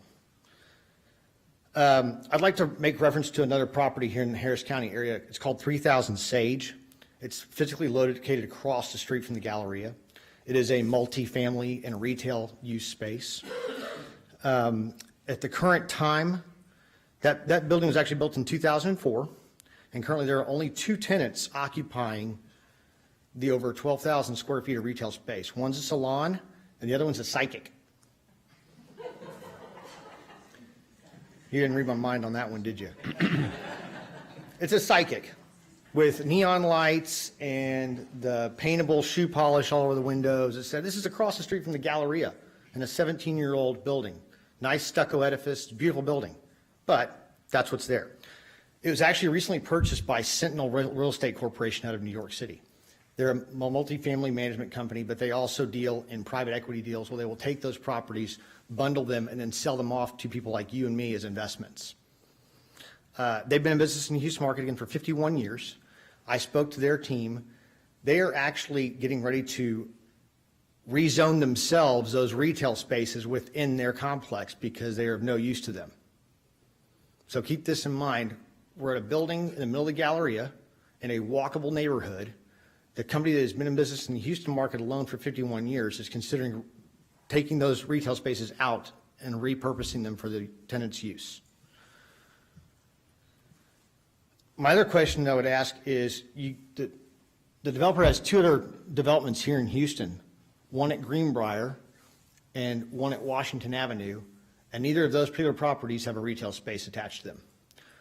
Surprisingly, in the Washington area, because that is a walkable neighborhood. And in fact, it is populated, it's the most densely populated area in the Houston area by young professionals. Why is there no retail there? It's a question I'll pose to you and let you figure that out. So with that, why Sugarland and why now? Why is that deemed to be beneficial for us? Again, going back to where's the study deeming that to be beneficial for the neighborhood? And something else was brought up about taxes. Those were mentioned. Ironically, taxes can also be generated by filling the existing retail vacancies that are currently plaguing the area. Let's do that. If we want to focus our efforts, let's get these existing retail facilities renovated, back up and running. We want to put incentive that already exists, put into the places that already exist. One of the gentlemen, I lost you, but he's mentioning that he offices up here in front of the Sugar Creek subdivision. He mentioned himself it's 50% vacant. What good does that do us to build more retail space? It doesn't put more people in that space. It just pushes them over there. Is there a So- budget, if you'll just briefly? Yeah, so don't get me wrong, I'm all for development because development means progress, but only when it's deemed necessary, and I don't think it's deemed necessary in this instance. Thank you. Thank you.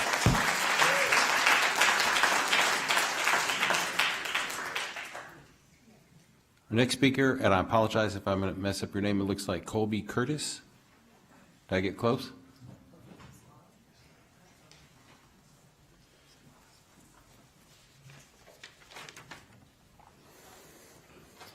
Good evening. Before you start my clock, I'd like to apologize in advance for speaking quickly. I realized this afternoon that it would take a little creative editing to consolidate to only 3 minutes, but I'll do my best. I'm Colby Curtis, and I appreciate the opportunity to speak to you tonight. I'm here to speak in favor of the rezoning of the 8 acres on Sugar Creek Boulevard from its current BO office zoning to planned development zoning. I've been a Sugarland resident for 33 years and have been involved in commercial real estate in Sugarland for almost my entire career. That has included a number of projects in Sugar Creek Center. That said, I am not involved in the project being discussed tonight. I'm here tonight at the request of Marvin Marcel, a longtime Sugarland friend. Knowing my background in Sugarland commercial real estate, Marvin asked me to lunch about a month ago to get my opinion on the proposed development. That opinion that I initially expressed to Marvin at that lunch is what I would like to convey to you tonight. 30 years ago, I leased my first Sugarland office space in 1 Sugar Creek, or the Co-America Bank building. That initial office space was next door to Jake Kaufman and Don Russell, the developers of Sugar Creek. That coincidental, yet fortuitous choice of office space led to a long-term relationship with Don. I've been fortunate to have been able to seek his guidance and assistance through the years on numerous projects that I've been involved with. On many occasions, he expressed to me his frustration at not being able to convince the city to consider viable development alternatives, which might be outside of the city's office-only zoning that was in place for Sugar Creek Center. That frustration stemmed from the fact that over 25 years, there was never enough demand for office space only to successfully fill the development. Demand cannot be legislated. Demand is an economic principle relating to the quantity of a product that a consumer is willing to purchase at a given price over a given period of time. Today's commercial real estate consumers are looking for environments where they can live, work, and play in one location. This does not mean that we need to sacrifice quality. That can be legislated. If Sugarland is to continue to lead our region as a dynamic community that is a first choice for individuals, families, and businesses considering relocation, then we must not only compete, we must excel at offering products and environments that are first in class and offer consumers what they are demanding. As you know, the City of Sugarland Land Use Plan has been discussed tonight. It was over 7 years of work by 300 individuals, including many of you who are here tonight. I feel that one of the more important guidance recommendations in the plan is the recommendation to establish 5 regional activity centers, which will allow for a variety of uses. The consideration of the Sugarland mixed-use project will be a litmus test for both the viability of the land use plan and the future of regional activity centers recommended in the plan. The 8 acres in Sugar Creek Center is an ideal location for a regional activity center. It is at the entrance to the city, it is surrounded by other commercial development, and it possesses excellent ingress and egress opportunities with Highway 90, Dairy Ashford, and Highway 59, all being only a block away. In closing, I would like to emphasize that I'm not here tonight to speak to the massing, the design, or the configuration of the proposed Kaplan project. I do feel that Kaplan is a proven first-class developer and that all those issues would be successfully vetted by their team, by the city staff, and by all of you.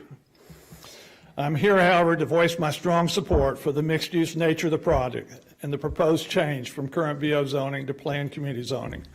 I'm certain that a quality mixed-use development will bring value to the city, to Sugar Creek Center, and to the surrounding property owners. Thank you for your time. Thank you. The next speaker is Kelly Sweet Jensen.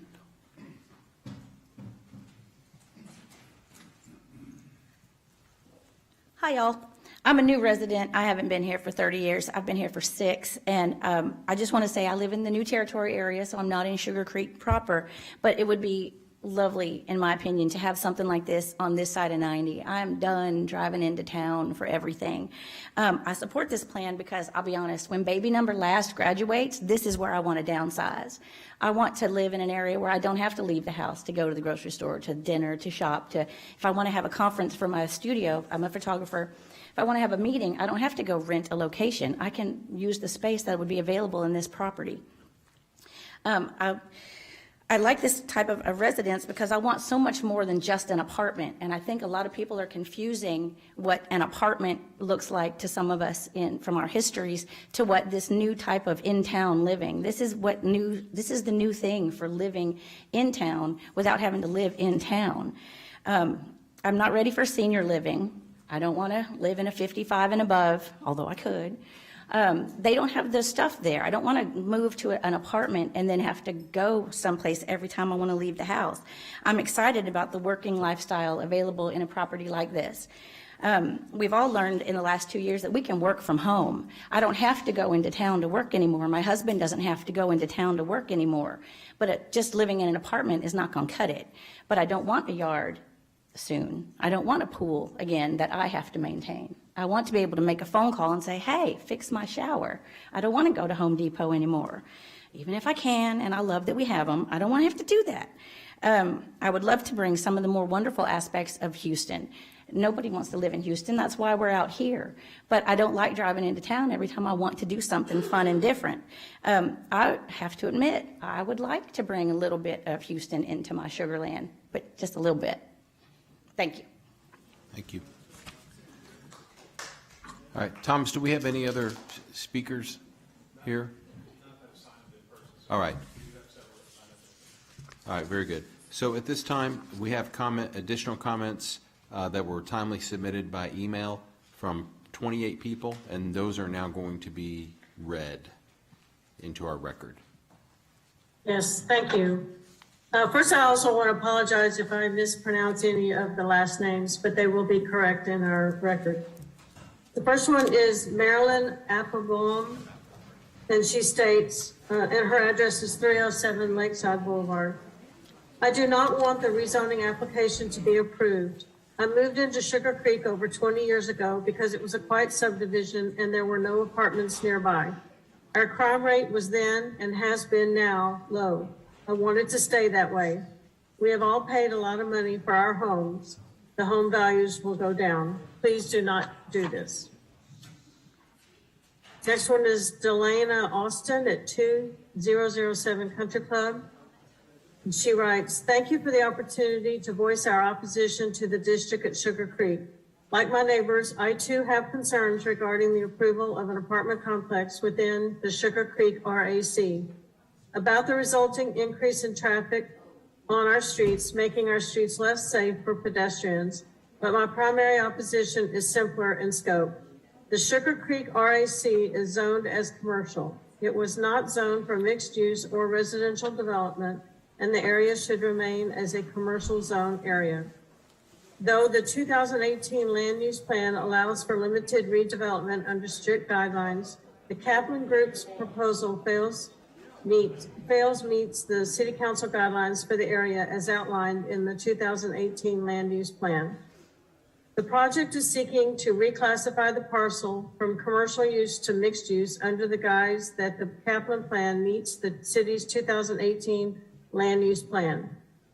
The 2018 land use plan defines a regional activities plan, RAC, as a commercial and civic hub of the city that will attract people from around the city and across the region to work, shop, eat, and attend events. Each should contain a mixed use of, must contain a mix of uses such as office, retail, residential, and civic institutions, integrated together in a compact, walkable area and have its own unique character. Uses should be mixed vertically in buildings, and the first floor should engage pedestrians and activate the street. This development is presently presented by the Kaplan Group does not meet that vision of the 2018 City Council for the Sugar Creek Triangle. The project will not be a commercial or civic hub. The project is primarily a multi-story, 387 apartment building as planned with 15 live workspaces on the first floor. This project cannot and will not attract people to work, shop, eat, or attend events because it is not offering restaurants, shops, or venue facilities. The project as presented is primarily a residential apartment complex with 15 workspaces for residents. I surmise that the workspaces were added in order to meet a minimum classification of mixed-use facility in order for it to be considered by the Planning and Development Board. With 93% of the project space being dedicated residential apartments, it certainly does not meet the intent of the city's 2018 land use plan and should be viewed as a standalone multifamily residential facility, which is strictly prohibited by the 2018 land use plan. As for the retail portion of the project, live workspace, the Kaplan Group foresees these to be small entrepreneurial establishments. CPAs, financial planners, flower shops, compounding shops, nail salons.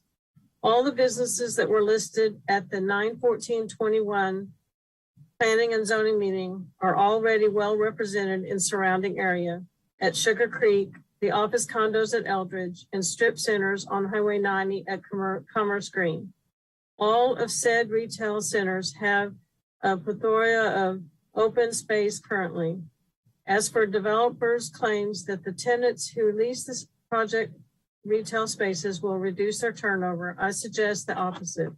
Within the surrounding area of the Sugar Creek RAC, all the businesses the Kaplan project hopes to attract are already well represented in existing retail centers in the contiguous areas of the RAC.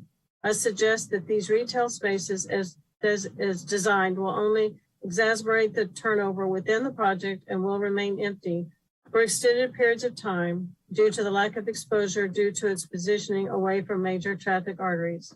This parcel was zoned for commercial use and should remain zoned as commercial. It is in the heart of commercial business park and is ill-suited for residential apartment complex. I urge you to vote against the rezoning of this parcel. The next one comes from Ronald and Kathleen Bignon. We are very much opposed to the planned zoning of the 8 acres in the Sugar Creek area. The property is very much a part of Sugar Creek. Sugar Creek is very much a part of Sugarland for over 50 years. We've lived there since 1984. Zoning restrictions are a significant part of our success. Why do we have zoning if it can be changed without providing benefit to the surrounding areas? The planned multifamily apartments provide no benefit to the neighborhood. It cannot be good for us. Next one is Jimmy Cagle. I have lived and worked in Sugarland for over 25 years. I have managed and been partners in a few restaurants and a corporate chain restaurant. I have seen firsthand in the big business in Sugarland employment candidates having to live in Houston due to the amount of luxury apartments. Having a development such as this, I feel, helps support our city and increase business growth. The next one is Clay Camp. My parents moved to Sugar Creek in 1972. I am very proud to say that I have a deep passion and love for Sugar Creek, having been born and raised on Fairway Drive. My parents both agreed that the best decision they ever made was moving to the subdivision where the freeway ended back then and raising their 4 children in Sugarland. My dad had several opportunities to move into town or to another city with work, but Sugar Creek was home. The draw of Sugar Creek and Sugarland was simple. A quiet little town with thriving neighborhood where kids could be kids and not worry about any interruptions. Coming full circle, my wife and I moved back to the subdivision 7 years ago and proudly raising our 5-year-old son in the same environment as I did, and for the same reasons that my parents did for us back in the 70s and 80s. I have firsthand seen the subdivision transition from an older generation to a thriving younger population with young children all throughout the neighborhood. SCCC on a Friday night family fun night would give you a glimpse of where the subdivision and CC is going for many years to come. Sorry, I'm not sure how that is. However, if apartment complex were to be built across the freeway, this would severely tarnish our neighborhood and unwanted traffic and visitors and potential crime. And new retail is not the answer either. Our market is saturated with lots of vacancies with a long list of failed businesses or relocations over the years. We as a community don't want or need any level of apartments in the 478. I want my son and all of his friends to have the same experiences that I did growing up in the neighborhood.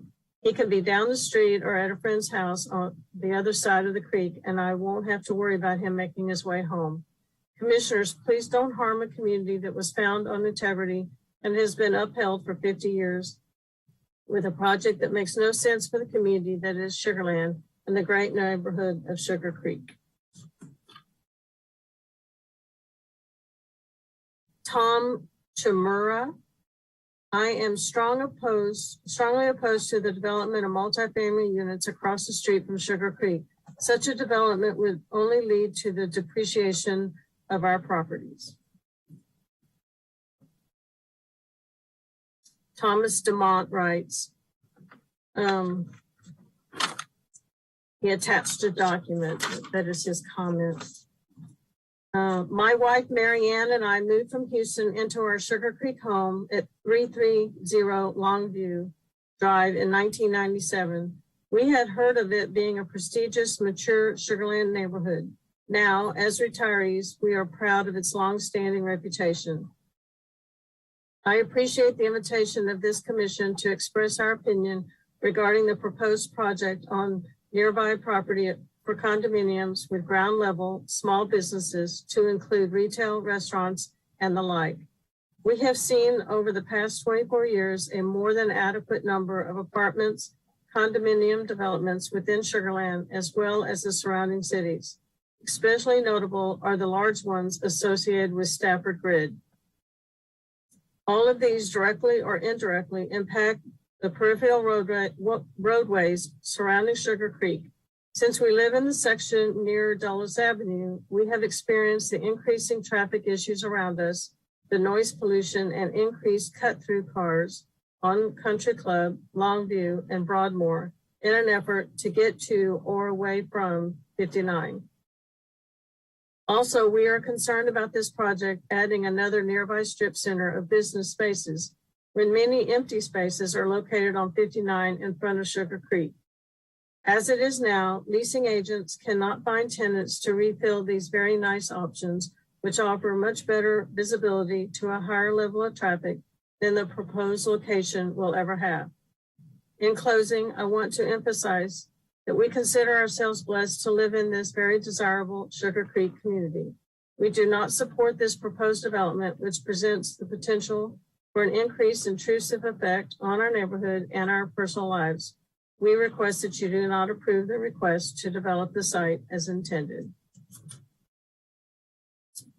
Gary Edmiston writes, I am a resident of Sugar Creek subdivision for the past 6 years and a Sugarland resident for 33.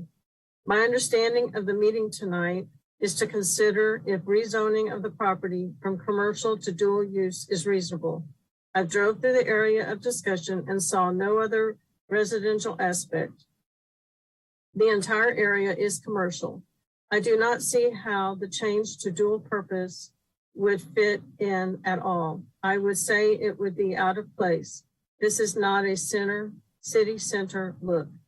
I am sure there are many points that have not been reviewed and studies yet to be evaluated regarding impact on traffic, schools, and businesses.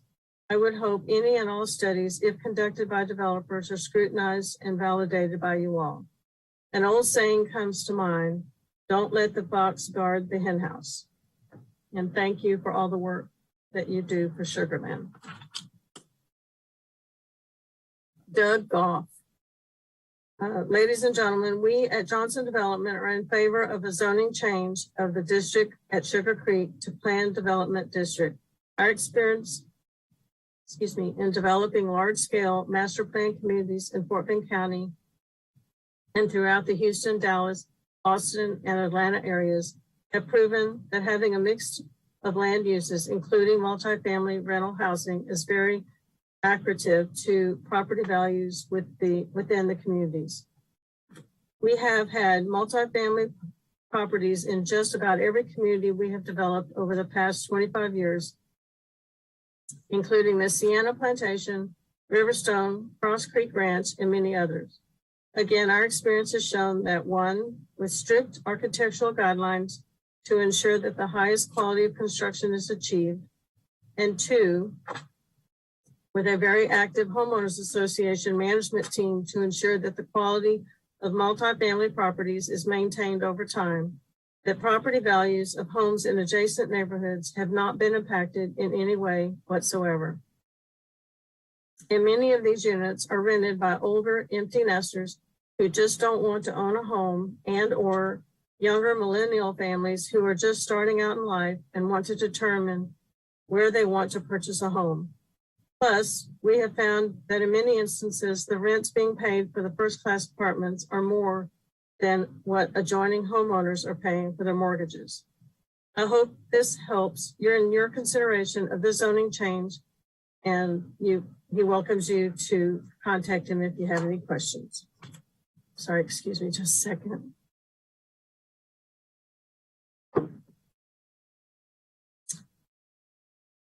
George Horn writes, no is the right decision on this rezoning. Zoning works, why change it? I am a longtime Sugar Creek resident and believe for many reasons you have already heard this project will have a very negative impact on the Sugar Creek subdivision.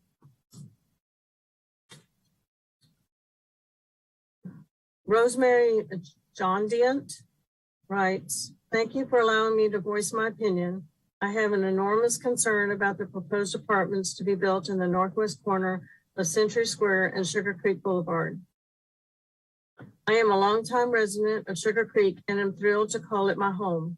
I love this neighborhood and walk every morning throughout it and do not grow weary of seeing how beautiful it is. However, for several reasons, I am worried about the possibility of the building of these apartments. Some of my concerns are as follows. Increased traffic and congestion. Sugar Creek has no sidewalks. The safety of walkers, bikers, and dog walkers. The fact that more traffic leads to increased security risk. Changing zoning just to satisfy landowners and not looking at the long-term effects. Please consider the above and vote no on this proposal.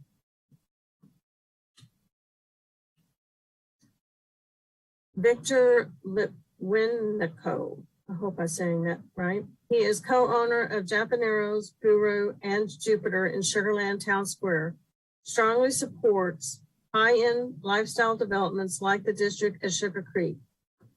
As a community, we do not provide enough resident opportunities for young professionals that are not ready to purchase homes.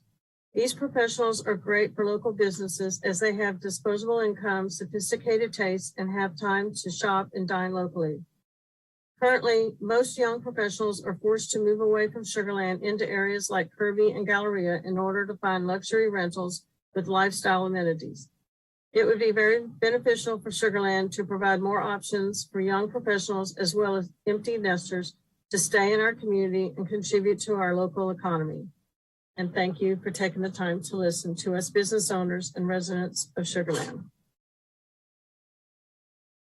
Karen Mcwilliam writes that she is a resident at 211 Teal Lane in Sugar Lakes community. She has lived in Sugar Creek area from 2005 and moved to Sugar Lakes in 2012. I've been a licensed real estate agent for 32 years. I started my career in the Woodlands in 1990 and saw growth in that area.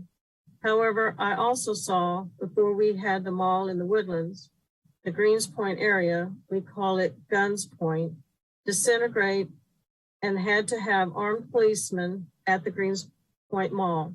I could not sell real estate in that area. The same situation happened near Sears Mall off of 59 near Sugarland. The gangs were terrible there and it became very dangerous and impossible to sell properties in that area. Property values declined. Although the developers may have good intentions, the property may devalue our area. Please vote no to the rezoning application in the commercial business part to an apartment complex. Louise Masson writes, I'm writing to express my strong opposition to the proposed rezoning of approximately 8 acres from business office BO district to planned development PD district final development plan located at the northwest corner of the Century Square Boulevard and Sugar Creek Center Boulevard, further described as 8 acres of land out of Commercial Reserve B, Sugar Creek Center, slides 651 A and B and 652A in the Fort Bend County map records. First impressions. When you travel down Southwest Freeway passing Stafford, seeing the sign Sugarland, you look to your right and see apartments. Is that what you want our first impression to Sugarland to be? Looking at the history of Sugarland, it grew not with apartments, but with houses. The concept of country club living was a master plan community called Sugar Creek. Sugarland developed with families owning property, having good schools, good communities, good shopping, and family activities. Sugarland has grown, has changed, and should continue in a way that keeps the values and structure in which this area was first developed. Our first impression by the first master plan community, the welcoming to Sugarland from the Houston, the Woodlands, Sugarland metropolitan area should be Sugar Creek subdivision, not an apartment complex. While the community may be unable to prevent development, many residents of Sugar Creek neighborhood are completely opposed to the addition of multifamily housing that will cause traffic and safety problems and potentially lower the property values of the existing community. Property values are likely to go down in the area if multifamily apartments and condominiums are built. Multifamily dwellings are inconsistent with the neighborhoods developed in the Sugarland area. I urge you to disapprove the proposed rezoning. There are 32 square miles in Sugarland. If the development committee feels apartments are necessary in Sugarland, utilize an area that is not the one that gives apartment living as your first impression of Sugarland. Thank you for your continued service and support of our community. Barbara Montgomery, voting no on this for apartments near Sugar Creek. Thank you. Roland and Joan Moyer, we are against the rezoning for Sugarland.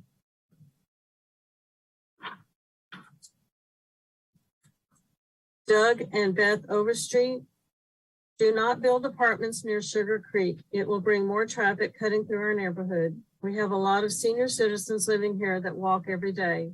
We have school children riding bikes and no sidewalks.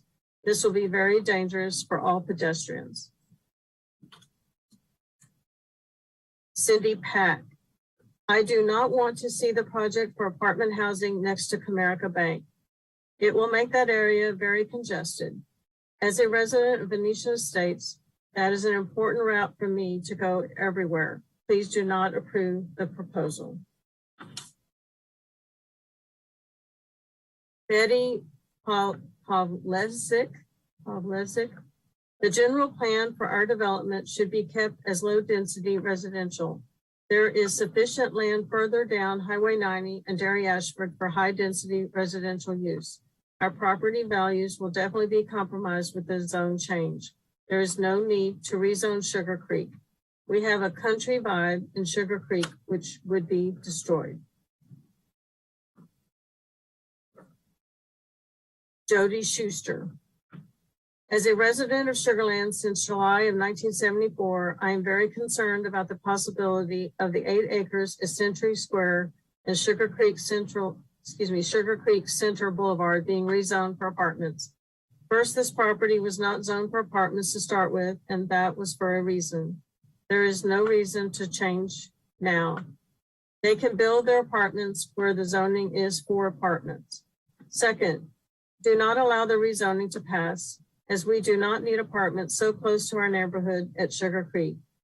These apartments would bring a lot of traffic to our area and probably cause more cars to cut through our neighborhood to get to Highway 59 and Sugar Creek Boulevard to get to those apartments. This is dangerous for the residents of Sugar Creek. Third, there would be a lot more traffic in the area in general and thus more possibilities for wrecks. Fourth, more kids in our school. This could cause more construction for more classrooms. The congestion on Dulles is bad enough already. Fifth, apartments most often do not bring the best people for residents. They may start off okay, but as time goes on and apartments depreciate, the rents are lowered to get tenants, and before long, the criminal element takes over. Look at the news in Houston, where so much crime takes place in and around apartments. We do not need those people moving to our area. To conclude, please do not allow the rezoning of property to be rezoned for the reasons given above. Let's keep Sugarland the first-class city that it is.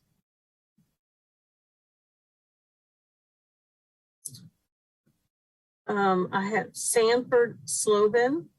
I am a property owner and live with my wife in Sugarland. I am opposed to the location of the property and believe it to be the source of many problems for the city, and my property value will decline. He states, I will be at the meeting and plan to speak against the request for a change in the zoning of the property. Damon Teagard. I'm a proud resident of Sugarland who cares deeply about the community. I believe the proposed development at the northwest corner of Century Square Boulevard and Sugar Creek Center Boulevard is a poorly conceived idea and would be bad for Sugar Creek and Sugarland. The land in question is zoned properly and should not be considered acceptable for housing purposes. The impact of traffic density and flow would be a negative addition and would do so by introducing a low-quality commercial space and housing options. Commercial space is already available and creating more just doesn't make sense, especially when paired with low-quality housing options. Please vote no on the proposed development.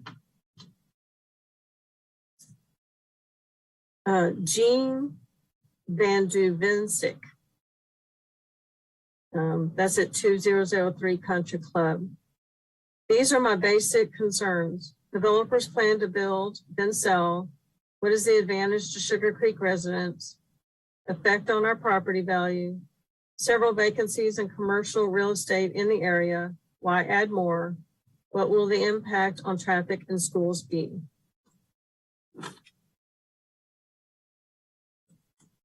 Bob Barrick. I am a homeowner of 24 years in the Sugar Creek subdivision. My son and his family also have lived here for several years. We have 2 young grandkids. We live here to enjoy a high quality and safe environment for the development of our family. Adding 387 multifamily units so nearby will likely cause more pressure on our local traffic, schools, city services, and overall environmental quality. There is plenty of land available in the area for multifamily development without damaging the quality of existing life that Sugar Creek residents have invested in and developed over the last 50 years. Lee White writes simply, no rezoning. Robert White writes, I support all the points made by my business partner, Victor, regarding the development. I would also like to add my perspective as a registered architect with a local practice for many years. This project would bring much needed diversity to our urban scape. We have employed hundreds of people locally every year for 20 years and know the dynamics very well. If you want to lure capital investment into the city, you must have strategically placed multifamily dwelling options. Thank you for your time. Walt Wilson. I live in Sugar Creek subdivision and have so since mid-1988. I want to voice my strong opposition to the city's proposed rezoning for a planned development of 8 acres of property located at the northwest corner of Century Square Boulevard and Sugar Creek Center Boulevard. The project proposal I am specifically referring to consists of a mix of multifamily units and live-work units with a structured parking garage to serve the development. The proposal is for 387 multifamily units and 15 live-work units. Statistically, in host urban areas, there is a 7 times higher problem interaction rate between apartment high-density dwellers than there is with individual allotment homeowners. Trying to maintain law and order is considerably higher where community living is concerned. Not in all cases, but in general, people who live in apartments are less desirable neighbors and are more likely to engage in crime or other antisocial behavior. This would impact our area significantly and Sugarland's stellar low crime rate record. It would also add additional undue hardship and challenges on our local police force. Apartment buildings are notorious for providing marginal parking provision for tenants, and the overflow from this, plus tenants' visitors, puts all available neighborhood curbside parking under pressure. Personal privacy for homeowners becomes an issue with their land holdings being always overlooked. With few exceptions, property values will decrease because of the footprint of an apartment building will impose on the neighborhood and distracts from the ambience of the area. Even though the city would receive increased tax revenues from the project, it will lose in the aggregate with the surrounding home value decline. Apartments overburden schools, produce less revenue for local governments, and require more infrastructure support. Higher density housing creates traffic congestion and parking problems and increased noise level. This project will create a significant increase in traffic within Sugar Creek and the surrounding areas. Sugar Creek does not have sidewalks, for example, and increased traffic creates a huge safety concern for residents that walk and ride bicycles in the neighborhood. The increased traffic alone will make Sugar Creek a less desirable neighborhood to live in. I implore you to reject this rezoning for a planned development issue. Thank you. And the last comment, Tom Wilcox. In order to truly evaluate the impact that an apartment complex may have on a community, one cannot merely base their opinion on what has taken place within the city of Houston. We all know that the proliferation of dozens and dozens of cheap apartment complexes in many areas of Houston was a disaster and caused the complete collapse of home values, visual blight, and an increase in crime. With each complex, the market was saturated and overbuilt, and thus Class A apartments became Bs, Bs became Cs, and so on and so on. This was all due to the fact that Houston has no zoning. So there was no control of the number of apartments that were being built. This is not the case here. Sugarland has zoning, and with that, there are controls on not only what the number of apartments that can be built, but the quality of construction, upkeep, and so on. When the apartment market is not oversaturated, complexes can continue to raise rents as time goes on and attract quality residents and have the resources to maintain the required level of maintenance. How many of us have lived in an apartment in Sugarland? I have, and at the time, 30 years ago, the complex was neat, clean, and never had a problem with crime. That complex is the same today and is probably close to 40 years old. For me, I live in Riverstone and I'm on the HOA board. We have had several complexes built here and the facts do not lie. There has been no increase in crime, no property devaluation, no school overcrowding, and no complaints from the residents. Please do not just listen to an anti-apartment message and just accept it as fact. Do your own research. Hear the other side, listen to what is being proposed, and compare that yourself to Fondren Southwest and West Chase. Fact check their data into crime and property values. Go drive around yourself and look at the old and new complexes in Sugarland.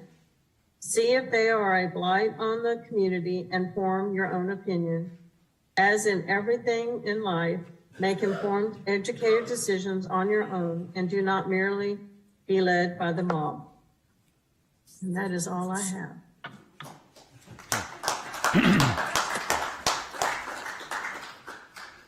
All right. I will, at this time, close the public hearing. I want to thank everyone who submitted comments online. I want to thank everyone who came this evening to provide their comments as well. And I do especially want to thank Christy for reading the comments and putting a voice to all those. So thank you very much for your hard work. So the public hearing is closed at this time. Let me ask the members of the commission if you have any questions for Lauren or for the applicant. Commissioner Brown, can I start down there with you? Yeah, thank you. I've just got one quick question. I don't know the code in Sugarland, but we're not going to end up with a bunch of cell phone towers on top of that development, are we? Is there a prohibition on that?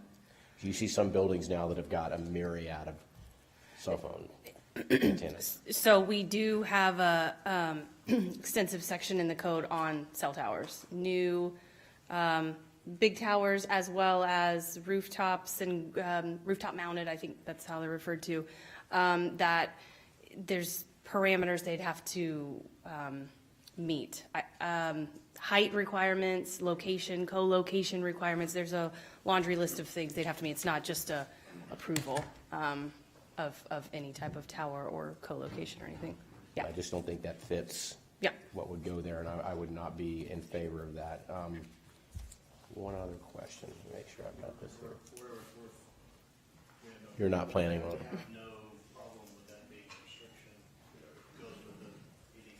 Perfect, thank you. That's all I've got right now, thank you. Thanks. Commissioner Smith? Thank you. I'd also like to thank everybody for their presentations. I know it's been a long night, and there was a lot of, I think, very good information, one from staff and from Kaplan, and, you know, it's sort of refreshing. There's a lot of activity from our Sugarland residents in providing their input. One thing that I didn't see in all of the studies and the information that had gone through is anything around drainage management. I know that it is, you know, a very commercial area. I sort of went and drove around, but I didn't really see anything for water retention. Mm-hmm. And obviously this is a large open space. So are there would there be any studies that would be done around that as to what would happen with this? Yep, I'm gonna pinch it to my engineering colleagues, but yes, we have started working with their civil consultants to look at infrastructure, drainage being one of them. But for specific questions, I'm gonna default to them on what they've talked about with drainage. Thank you. Thanks. Guillermo Salcedo, Engineering Department. To answer your question, yeah, we've been working with the civil engineering on the firm, and we told them from the very beginning there should be no impact downstream of that area, which is the detention post. So they are taking mitigations to prevent that. Okay, thank you. So that will eventually be then part of the overall plan that we would.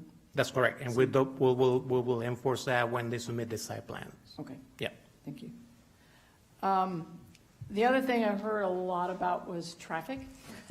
And I know with the traffic study that's already been done, it seems like it's more internal around that 8 acre space around different turns and different roads that would need to be put in. Is this something that, you know, it seems to me that we need to somewhat expand to take a look at around, you know, all of the main thoroughfares coming through here with any additional traffic? I think that was already now estimated from, you know, how many trips we would have in and out of the apartment space.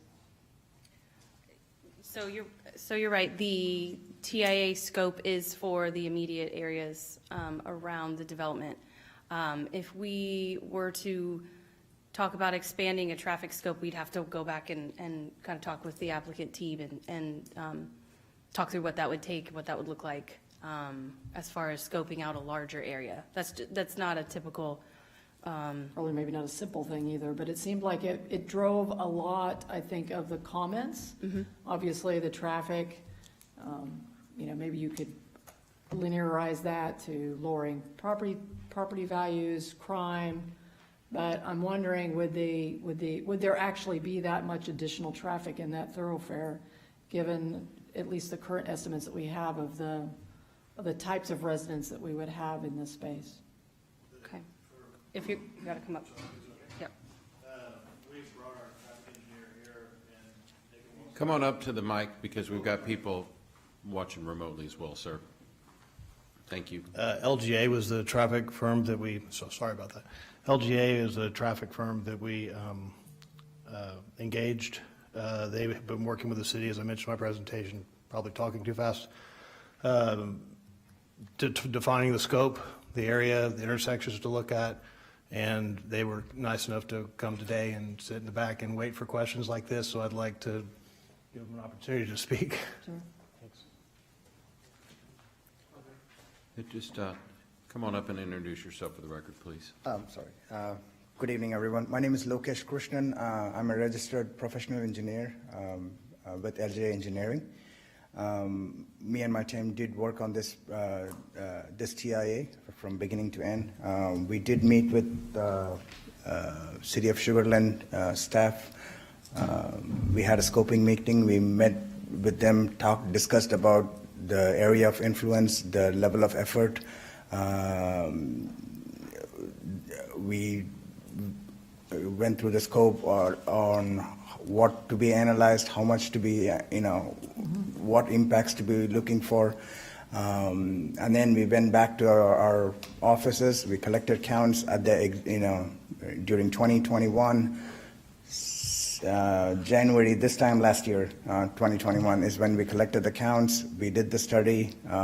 We did take into account COVID impact. So a year before, we didn't have the same level of traffic as we do now. So we had to adjust the traffic counts to make sure whatever was lost was being compensated. So we did take care of that to begin with. That was our benchmark, to start with. And then on top of that, we followed the protocols of how a TIA is done. We know what the land uses are proposed. We know their units, how many square footage of retail, how many live work units are added. So for all of this, we do follow standard guidelines, procedures like IT trip generation manual, which gives us how many trips are generated by each one of these land uses that are being proposed. We did take into consideration the historic growth in this neighborhood by using HGAC. A 2% growth rate was recommended by City of Sugarland MS staff. We considered that for the future. 2024 and 2025 were the horizon years that has been anticipated this project to be completed by. So all of the traffic was, forecasted by a few years to see what would be the impact of the future growth in the area without the project, and then we layered the project trips on top of that to see what would be the additional impact because we added the new trips onto it. Like he pointed out earlier, we are adding about specifically related to Sugar Creek neighborhood. we are adding about 368 vehicles daily to that particular section of the Sugarland. This is again based primarily on the trip distribution that we calculated, and the trip distribution was calculated based on existing travel patterns. So all of this is not made up numbers, so we did follow the protocols and we did follow what is the typically done using the actual counts. Again, as already been pointed out, after we finished the analysis, we made some recommendations with respect to deceleration lanes at the entry points of the development. We recommended some pedestrian amenities such as crosswalks, ped ramps at the intersections, and I believe we had some signage and minor issues to improve traffic safety, as well as we added some utility easements to make sure there is no development that's happening at the corners of the intersection, which would block view of the vehicles to see the oncoming vehicles from the intersecting streets. Yeah, so from your study, do you feel like any of the outgoing streets, incoming streets, that it would be able to handle the flow? Yes, ma'am. That's what you're indicating? Yes. Thank you. All right, let's make sure our online colleagues are paying attention. Commissioner Hart? Thank you. Yes, I've been paying attention quite. I know. I guess I too would like to iterate and thanks to the residents who offered their opinions both in writing and in person. It's a great pleasure to listen to them speak, no matter which side they're on, because just having us sit on a commission and make decisions is not what the city is about. It's about community involvement, and I appreciate that. I'm a constant advocate of trying to get people to come and attend these meetings so that we don't hear comments like I heard that said possibly something was trying to be hidden, and I do not believe that's true at all. We don't hide anything on planning and zoning.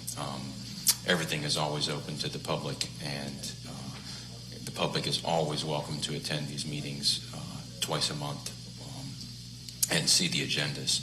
So please continue to do so, not just on this issue, but other issues. I'll get off my soapbox on that right now. Comments. I was also on the Land Use Advisory Committee, not for all 7 years, but I do recall this area as being proposed for a RAC. And at that time, this area, it was specifically chosen, in my recollection, because of the commercial aspect of it, because of the administrative offices around it, and trying to make a live, work, play kind of area. However, that being said, I'm wondering now in 2022 with COVID, the availability of administrative office space and the lack of or the I guess use of, there's commercial available in the area that is underused right now. I'm wondering if that doesn't need to be reevaluated for a RAC in the thought that it was originally proposed. I will say I agree with some of the public comments that in essence this does look like a very large apartment complex with a commercial aspect across the street from it. And if you take the commercial aspect out, which was not proposed in the first time that I looked at it, and I was waiting to see how that would be integrated in to see how it would be a multiple use district. I think the developer needs to do some more work on either the presentation of it or the, I guess, the connectivity of it to resolve some of these concerns that it is part of a RAC. Because it does just look like a large apartment complex with a green space in the middle that's for the residents only, and a few restaurants on the exterior with a small green space. It's supposed to be a destination center.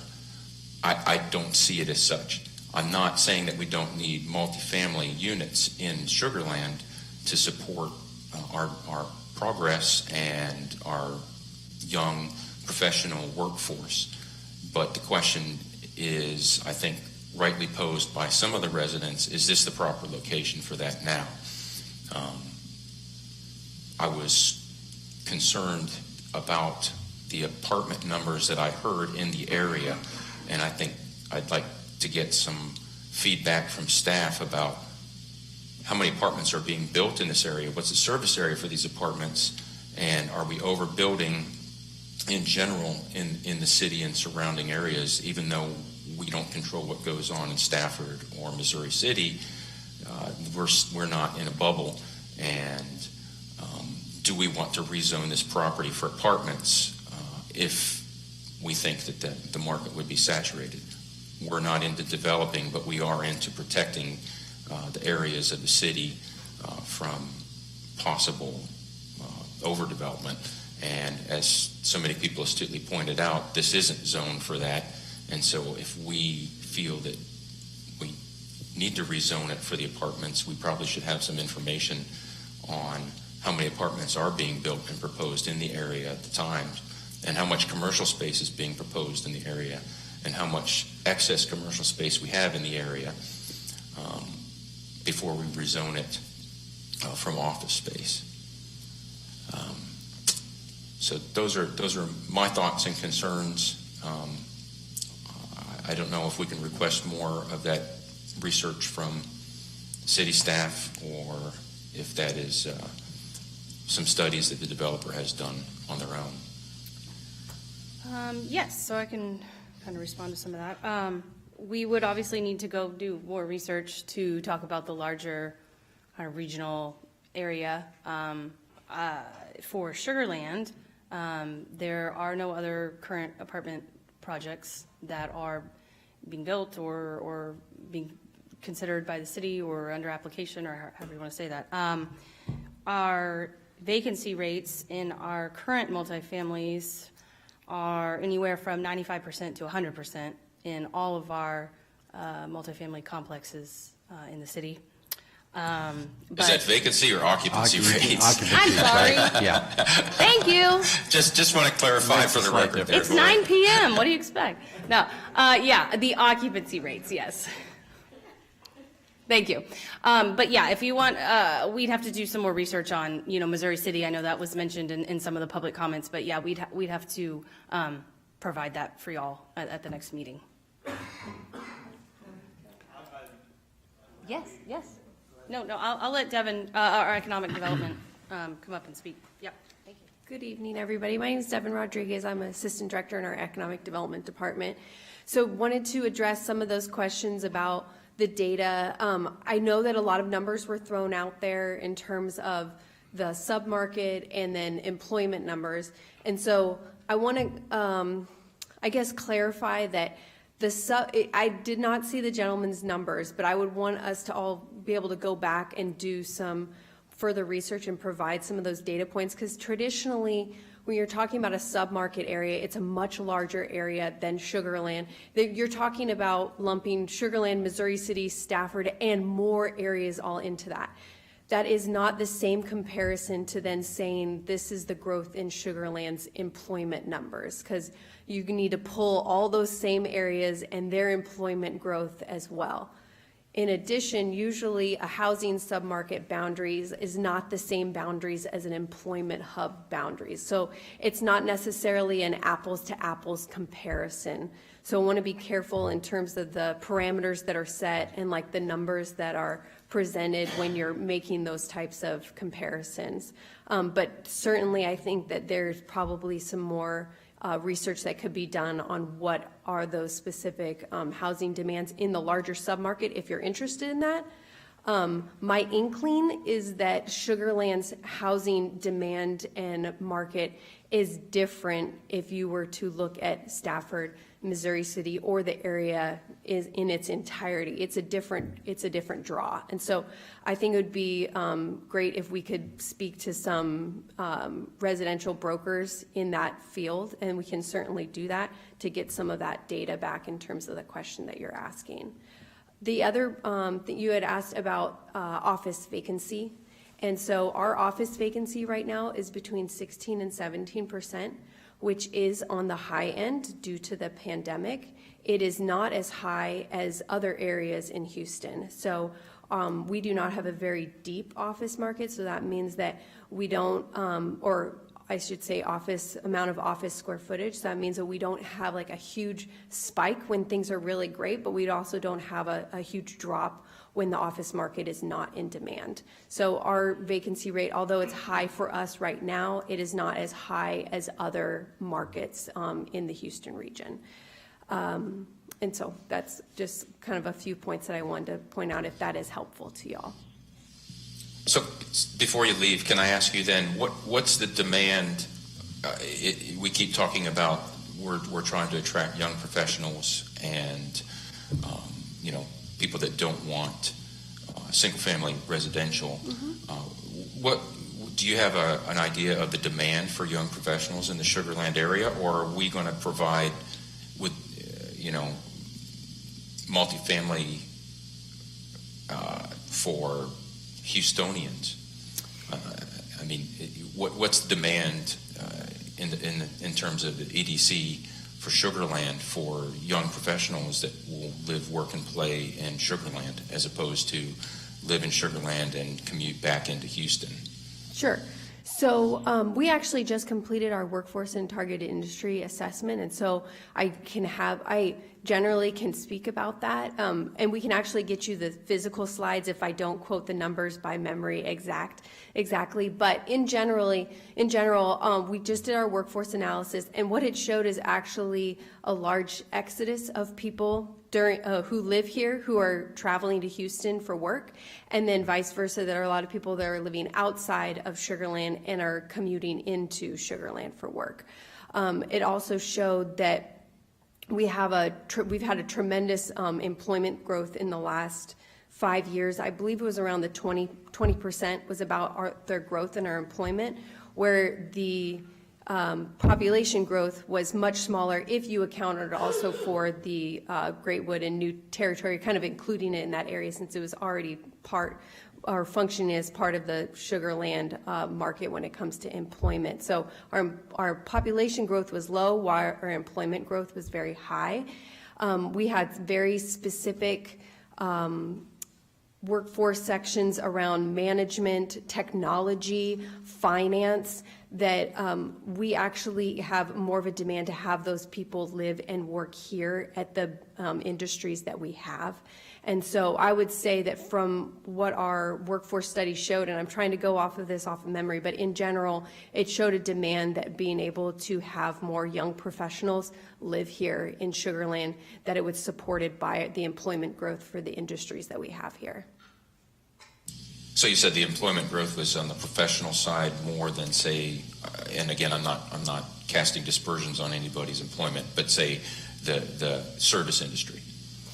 It also showed the service industry. I'm not saying that it wasn't a large cross-section. I'm saying overall employment growth was around 20% in the last 5 years, whereas the population growth was minimal at about 1 to 2%.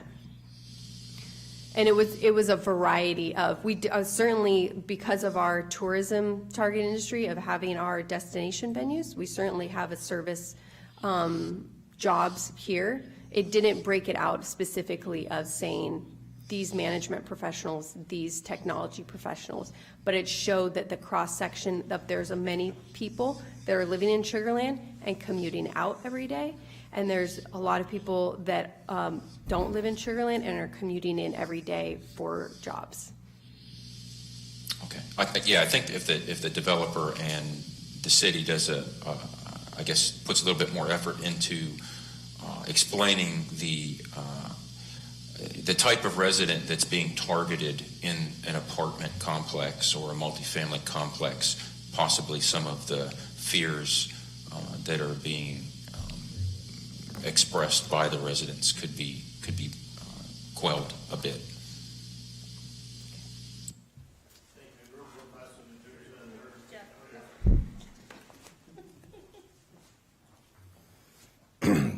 It's a good question. Between now and the next meeting, we can put together more data. But I do have some data. Obviously, being in the business, the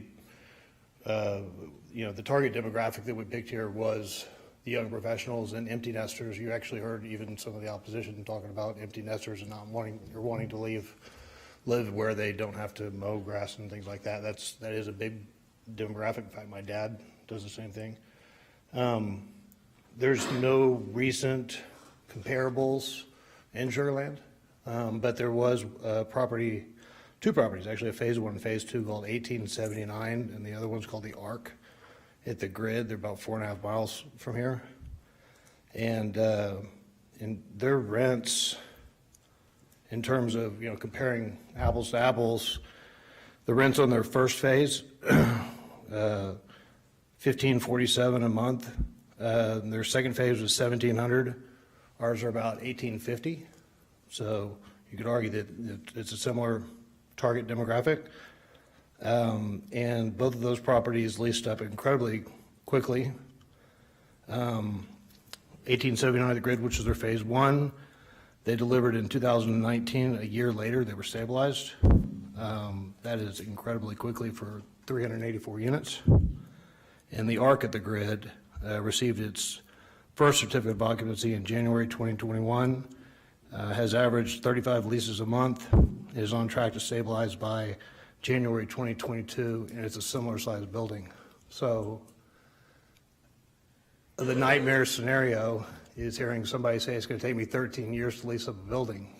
But I think that it's a bit of apples and oranges, demand, supply, drivers that was compared with some very, very, very wide circles drawn around boundaries.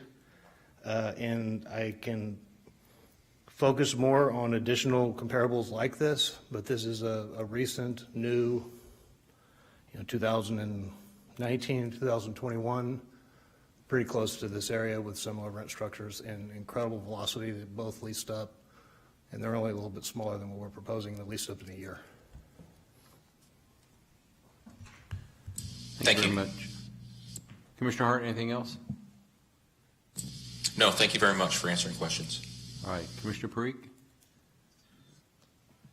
Excellent, thanks, Matt. I wanted to echo my colleague's sentiment, and I, on a personal note, have lived in a community where multifamily was introduced, and so I appreciate the passion and the attention to detail on both sides, and as well as with staff being so thorough.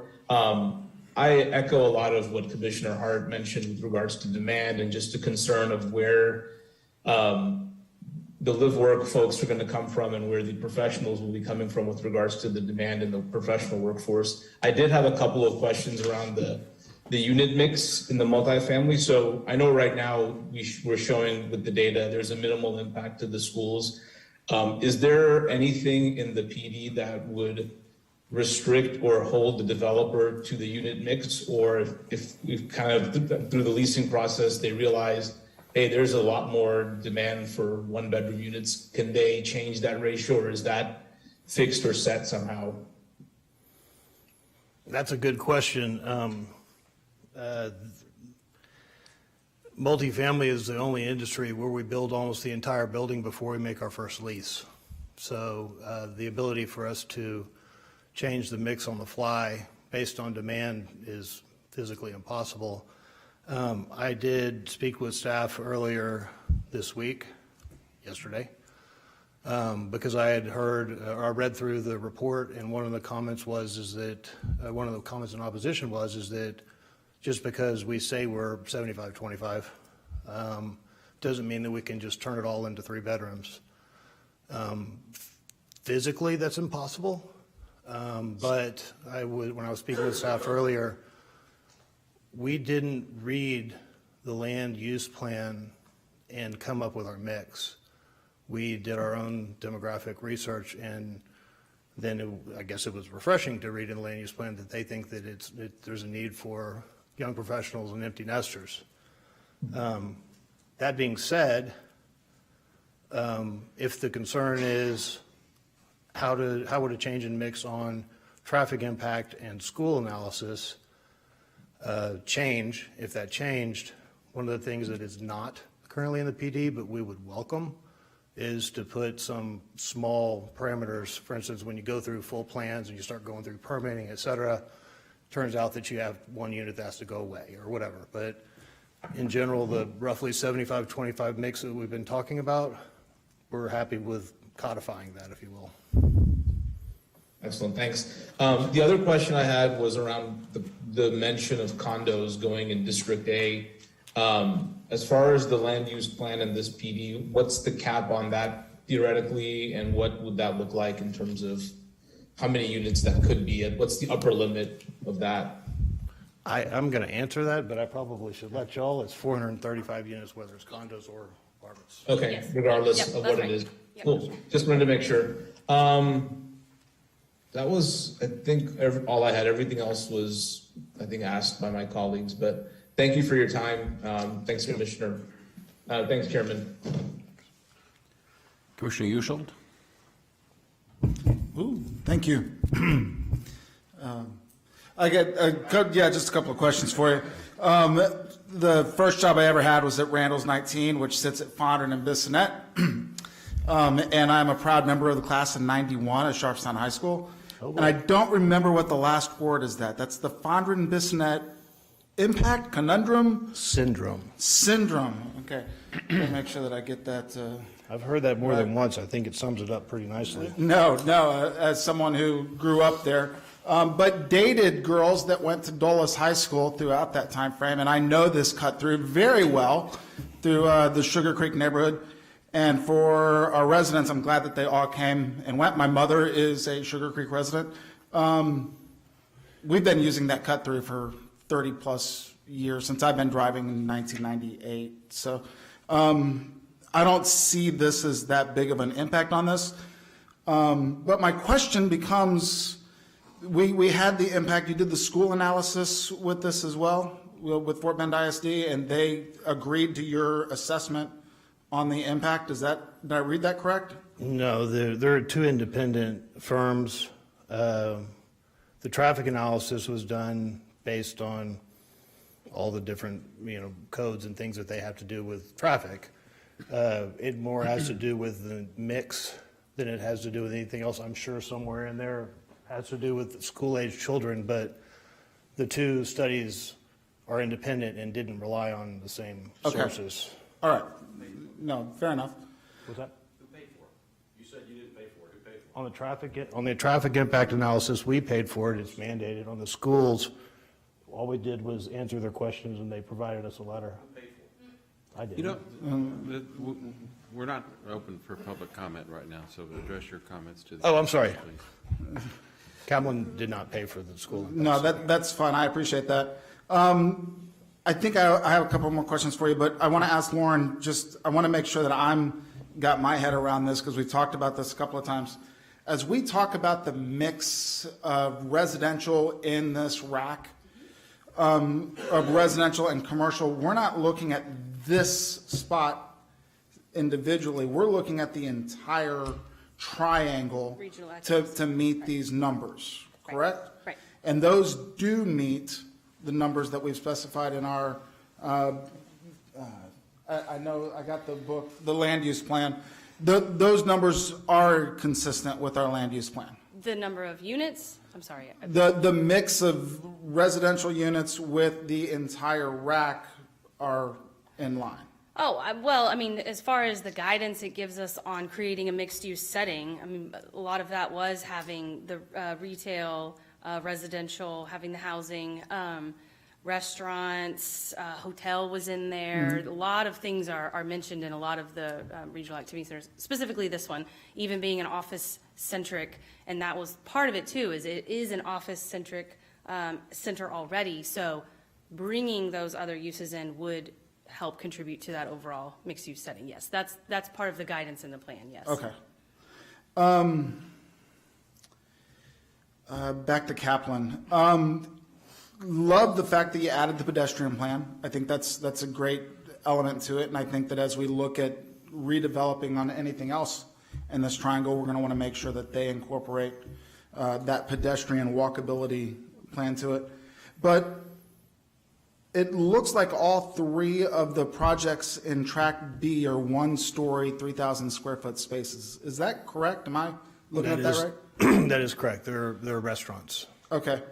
I was just kind of curious if you couldn't be more creative to create more green space, because that would still be one of my concerns, is that I love that you added it from our workshop previously, but it still does look kind of small. I think I was just wondering if the 3 tracks could be formatted differently to provide more of that green public common space that we look for in a rack. Sure. There's a lot that we could do within District B. The site plan that you're looking at now was driven by a local restaurateur and knows the area and understands the demographics and what we're bringing in the lack of restaurants within the office park and et cetera. And this is the design that they came up with. There are some parking requirements, obviously, that take up quite a bit of that. With regard to the whole development, what I'd like to do, with your permission, of course, is just to get you a copy of our landscape plan that actually shows. It's a lot harder to see when you're looking at a Sure. 1 inch by 1 inch picture, but there are green spaces located without and within, and we looked at doing 1 large restaurant, 2 restaurants, and the restaurateur looked at the demand and came back and said 3 3,600 square foot ones that have shared 3 different concepts with shared space, outdoor seating for people to sit, with a green belt, sort of, as I mentioned, it's like over at City Center, it's about the size that it would be. The reference to the fountain outside was not in reference to that green park north Okay. of B. It was actually in reference to, I don't know if you can see it, this little point down here. Got it. No, I got it. So- Okay. So that green space in between the 3 spaces, that kind of shared space, is significantly larger, more in the city center style? Yes. All right. Exactly. No, that's great. That answers that. I appreciate it. Sure. I think that's all I have right now. Thank you. Thank you, Chair. Thank you. Sure. Thank you. You bet. Commissioner Landine?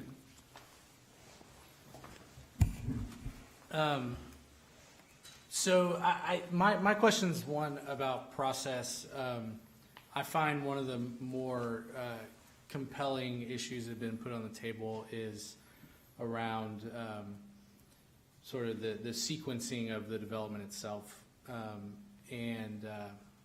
So can you speak a little bit about what assurances can we, because you guys are a multifamily developer, and the vertical development in District B would be, can you speak a little bit about how that would be managed, leased up, and delivered as a part of the plan? Sure, I can. One of the stated goals, as I read it, of the land use plan and the RAC is, it's roughly, this particular RAC is 147 acres.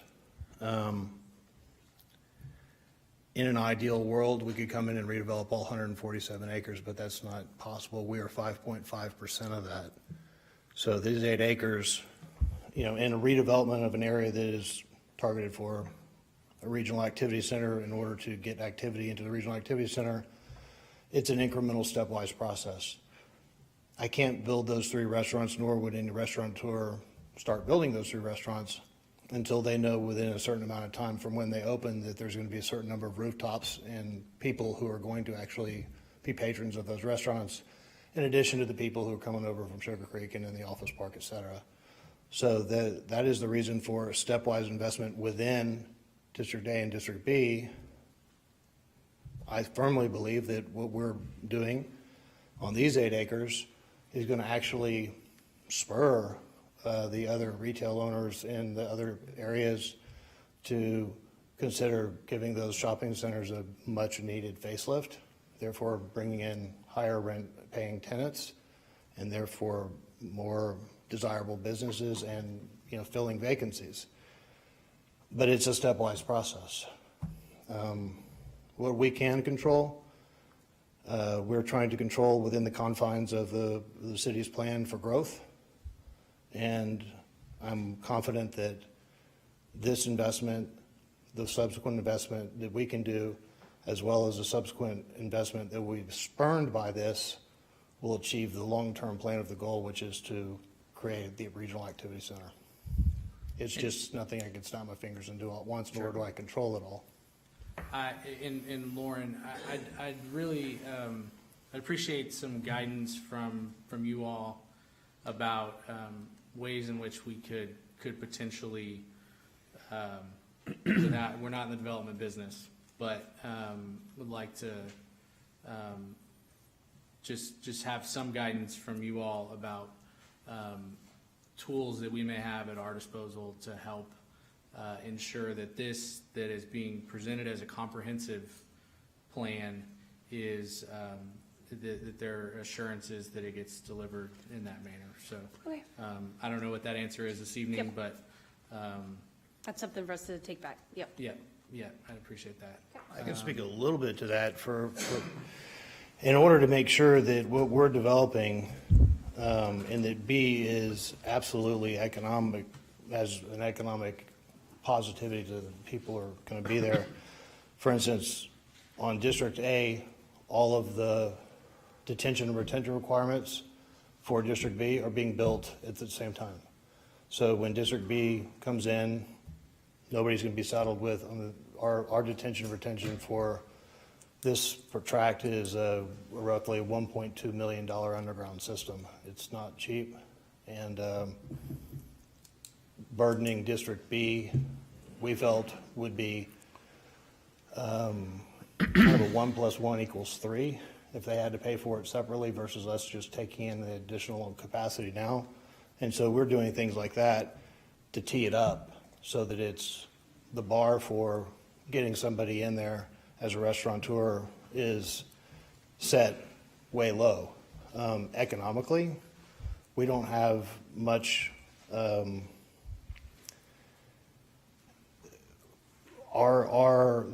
viability of District A is not dependent upon District B. But what's encouraging is that, as I mentioned, we started off with District B and talking to the restaurateurs and talking about should it be one big restaurant, 2 restaurants, et cetera. And they came back and said, no, we've done our studies, it needs to be 3. So there's some proof, and of course we can go back and talk about other items that you discussed.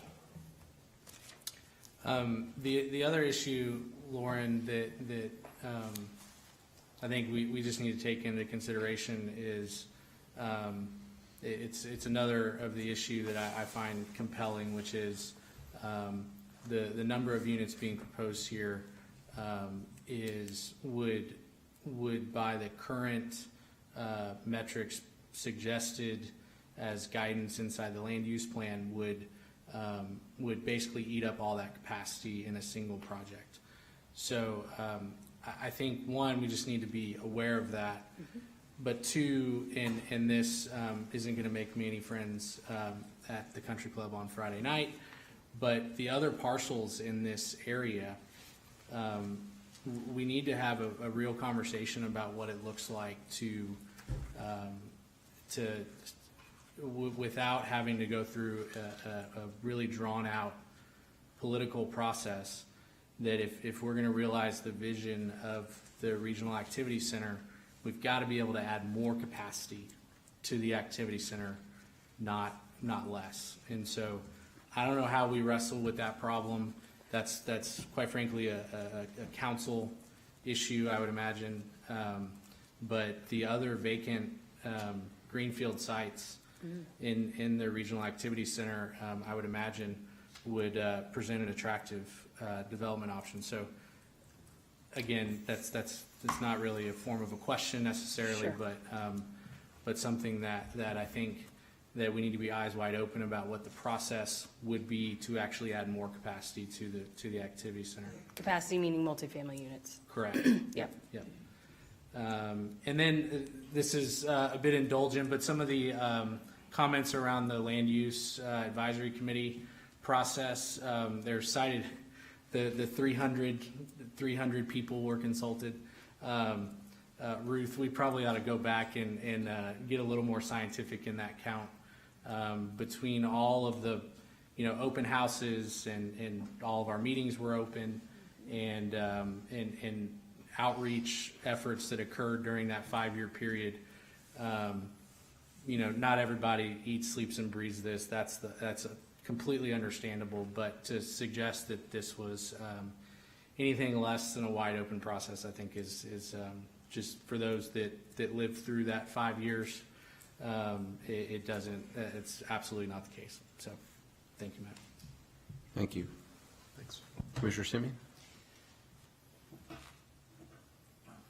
Yes, thank you. Thank you, Mr. Chairman.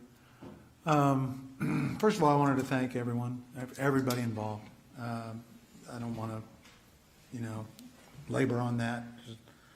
Just been a lot of work, a lot of hours gone into getting us to this point. But I don't know that we're there yet. And I've been, particularly in hearing the community tonight, which, like Tim said, is great. It's great to have face-to-face response and involvement.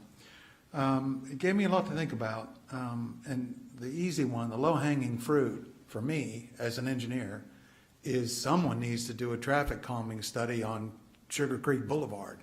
Evidently, that cut-through's been used for 40 years. And if you made a few minor, improvements, you might be able to fix that problem. That's not on the table, though. One thing that I don't think I heard the gentleman from LJA answer was, were the TIA boundaries limited to north of the freeway? In other words, all this discussion about increased traffic on Sugar Creek Boulevard and cut-throughs and so forth and so on, was that even on your radar in your TIA? Or was your TIA focused on north of the, for simplicity, terming it north of the freeway? Good evening, Commissioners. Name's Jason Bond with the Public Works Traffic Engineering and Operations Division.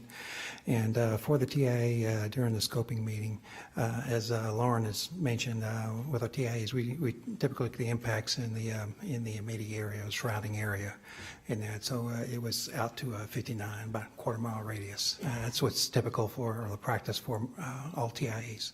Okay, so it did encompass Sugar Creek Boulevard to go quarter. It encompassed the traffic that would be heading toward Sugar Creek Boulevard at the interchange. Okay. In that, and as Lokesh mentioned earlier, I think you mentioned it was about, Lokesh mentioned it was about 368 daily trips, and that was calculated in the TIA that would be going toward Sugar Creek Boulevard, and that's a 24-hour traffic. And as the gentleman mentioned earlier, for peak hour trips, that was around 24 to 30. Right. 18 in the AM and 12 in the PM. That's fine. It 18 was kind of a yes/no question, and I remember the 300 some ADT. That's fine. That's fine. Thank you. You're welcome. As far as the as far as the remainder of it, it's like I said, I've been given a lot to think about, just based on the community input. I appreciate it. I don't have any more questions for y'all on traffic. Thank you, Commissioner. It's in the category, I'm a big fan of market-driven. Anybody who knows me knows that, at least in my role here. And, I understand there are cases, if you build it, they'll come. And we may be there. But I can't help but wonder what the impacts of, we all know what the impacts of the pandemic have done for commuting and working from home and so forth. I've been in the office in 2 years, and I only work on New Territory Boulevard. So it's a different paradigm. And I can't help but wonder, are those impacts significant enough to where maybe it's not time for a facility this large, and or maybe it's not the right location for a facility like this. And by that I mean A and B. I'm not trying to be like argumentative for argument's sake, but it you know, to have an existing, it's BO right now, right, business, to have a multifamily parachute into that environment, it almost seems like we're trying too hard. And I too, like Taylor said, I'm concerned that this one facility, and this was a trapping, there was a potential when we were forging this land use plan and we were down to the end. First guy in gets all the capacity. Now we can't build multifamily anywhere else in the city. So how does that work? We have other racks and other NACs. That's, okay. so the thresholds for number of units are specific to each rack. So just Okay. because someone took all the allocation for the Sugar Creek Triangle doesn't mean the other 4 can't ask for Okay, some I as well. misunderstood Yeah. that. I'm No. sorry, I'm sorry. That's okay, yeah, it's easy to Okay, misunderstand, okay. yeah. So anyway, I don't have any specific questions except to, you know, kind of comment or wrap up and say, it seems like we're going through an incredible effort to make this particular rack work. And it'll set a precedent, and I don't know if we want to set that precedent, the change in zoning to accommodate this thing. Because where does that end? And I think the community has a leg to stand on with that argument. We have zoning here. Zoning is a good thing. Look next door, where they don't have it. And we all rely on it. And yes, there can be differences and there can be changes and there are processes for that. But is this the right step to take at this location, given not only what I said about you know, working from home and that whole argument, but retail and commercial and so forth. We have, I mean, you drive past the mall and all of those one-story businesses down there by the restaurants and DSW and all that vicinity right there. And I don't want to mention, you know, the elephant we're sitting in the next town center, because it's been suffering. But to me, it's like town center didn't have enough multifamily and it had retail. And now this one's going to have a ton of multifamily and maybe the retail will fly. But the retail doesn't have the location and the presence and the destination like town center does. So I've learned a lot tonight. And again, I appreciate everybody's input. And I'm glad to hear about that capacity thing not being used up. So that's all I have. Thank you. Thank you. Appreciate it. A few things. I want to ask a few questions and make a couple comments, the benefit of going last. You know, most of the concerns that I had, I think, have been addressed at some point here. I've moved to Houston area in 1991. I've lived in 2 subdivisions, Sharpstown and Sugar Creek. And so that the term of art was a new one on me as far as the Fondren Southwest, whatever. You know, and I've seen stuff done not well, and I've seen stuff done well. You know, I would say that I think the public input that we received tonight was extremely valuable. I think you all have taken and will continue to take that to heart as you vision this project and think about it and think about ways that can be improved and be successful. I do want to thank everyone who took the time to comment. You know, it's rare in this country today that we have a robust, substantive debate of issues and do it in a very civilized fashion. And so I'm very optimistic and hopeful that this will set a precedent, and that's one of the reasons that I'm all in on Sugarland, because I think it's rare, and I'm glad to see it here tonight. With respect to the specifics of the plans, there were a couple things that I wanted to address, and I'll go through quickly. One is on the unit mix. It sounds to me like, from what I heard from the applicant, is that you're willing to basically, you're open to putting that in a plan, maybe not an exact number, but, you know, an approximate percentage of the mix between the 1 and the 2 bedroom. Yes, sir. Okay, great. Second of all, and I don't know that I'll have anything else for you. I have a couple questions for city staff and maybe one for traffic. So looking at the staff report, Lauren, it's unclear to me what the status of the TIA is. Okay. Okay, so can you talk about what's been done and what maybe is still left to do on that? So the, our staff has not formally concurred with the TIA. That doesn't mean they haven't reviewed it. Obviously, they've extensively reviewed it. It's a back and forth process with the traffic consultant to ensure that everything that we feel needs to be included in the study, all of the exhibits, all the signal timing, all kind of the real technical synchro models and those things, the appropriate mitigation, the deceleration lanes, all those things are shown correctly and included to the level of their comfort and acceptability in the study. So that's what they're kind of finalizing. We are at an end point right now, but at the timing of this report, we just weren't at that point yet. They were still talking. All right, that's something that would be completed before this project came back before us again, Right, correct? right, yeah. Okay, Yeah. and the other thing, and I don't know if you can answer other gentleman that's here, but would it be possible to get a graphic depiction of the geographic area that's encompassed in the study? Sure. Okay, I think that'd be helpful as well. And I'm going to try to consolidate my questions for you, Lauren, while you're here. Generally, is city staff comfortable with the methodology of the traffic impact analysis and the school studies? Well, I mean, to the extent that the traffic impact analysis has gone through the process that we've gone through for every PD, every site plan, every development that warrants it, to the level, and I'm not gonna say beyond or less, I mean, to the level, we treat all of them the same. They all go through the same meetings that we have with the traffic consultants, the same review processes, the same timing. It's all followed the same standard and rigorous process for all of our TIAs.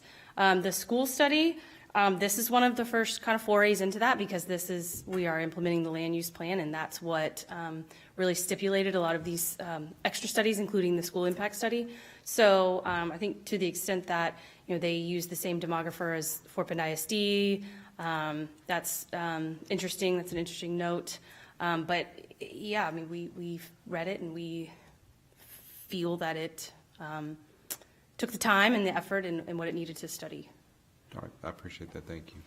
I do think it would be helpful to provide, if and when this comes back to us, to provide us with maybe a refresher or additional information on how the contemplated units here fit into the limits. I'll use limits for lack of a better word in the land use plan, because I think there's confusion on that issue, particularly with respect to the suggestion that if we put, you know, whatever the number is, it's 387 plus 15 live work, whatever the, I'm not good at math on the fly, that's why I'm a lawyer, but you know, that somehow putting that in the Sugar Creek rack will eat up the overall cap in the city of Sugarland, meaning we couldn't have multifamily in other places. I'm not suggesting that's the case, but I think there's been some statements on that need some clarification, and I think before that comes back to us, it would be very helpful to incorporate that and address it in the presentation. Okay, so just an overview of how the land use plan allocates multifamily. And specifically the regional impact activity centers. or lack thereof of this proposed project on any other caps or limits that are in the land use plan. Okay. Does that make sense? Yes. Okay. And then, just a question, and we'll ask this one to the applicant. I'm just curious about, and while you're walking up, I'll say this. I really appreciate the fact that you took to heart the feedback that you got from this commission, from the workshop. I mean, I think you heard from all of us that this thing needed more retail, particularly from what was presented originally. And I see that you've made an effort to move in that direction, and I think that's great. And when you're still hearing, you're still hearing comments about the mix of that and the need for retail in that area, so I appreciate it. But I want to ask you, I will say, I also do think you need to continue your visioning on the B side of it. I think there's probably more that could be done with that, and it would be likely to make this a successful project. But my question is this, and tell me if I'm wrong, if my assumption is wrong, but in some of the stuff that I've seen, developed recently in Stafford, with the whiskey cake and the In-N-Out. Am I wrong about this? But it looked like that a lot of that retail got built before the units went in, and that may or may not be correct. But have you thought about the due order of A and B? I heard you say before the restaurateurs think that you'd have to put the units in and get them leased up before you could build in. But have you all thought about that? I mean, is it possible to develop some of the retail first? That's a very good question. I think that most of those that you see get developed prior to residential are in more visible locations. That's the primary reason. I was encouraged to see that when it's done, that even traffic using their models said that there's going to be 360 some odd people that come out of Sugar Creek and go in to the restaurants. But just intuitively, if this were on the feeder per se, doing a row of retail on the feeder where everyone can see it when they pass by on the freeway and residences behind, that makes sense.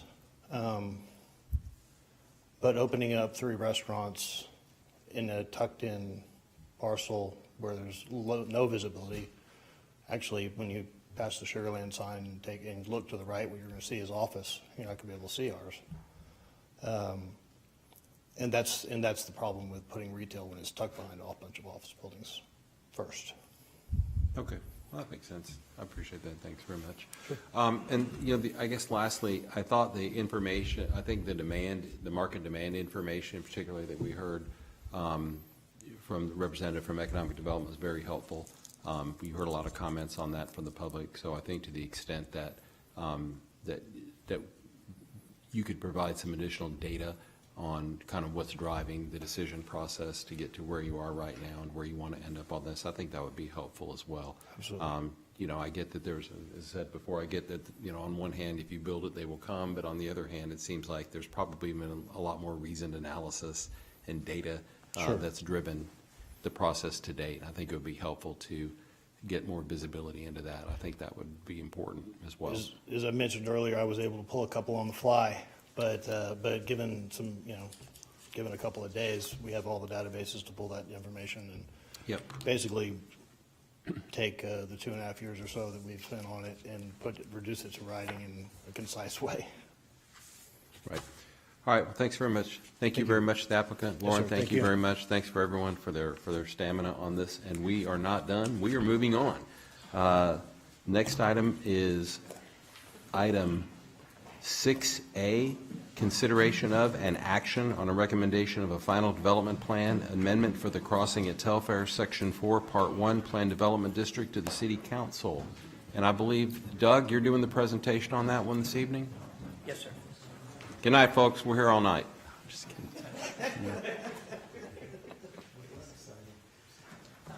All right, Doug, Happy New Year to you. Okay. What do you got for us? We will move forward.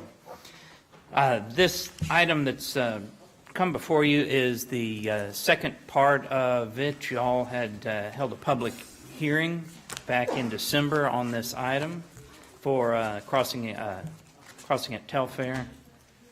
And make sure we've got the ability to toggle. Here we go.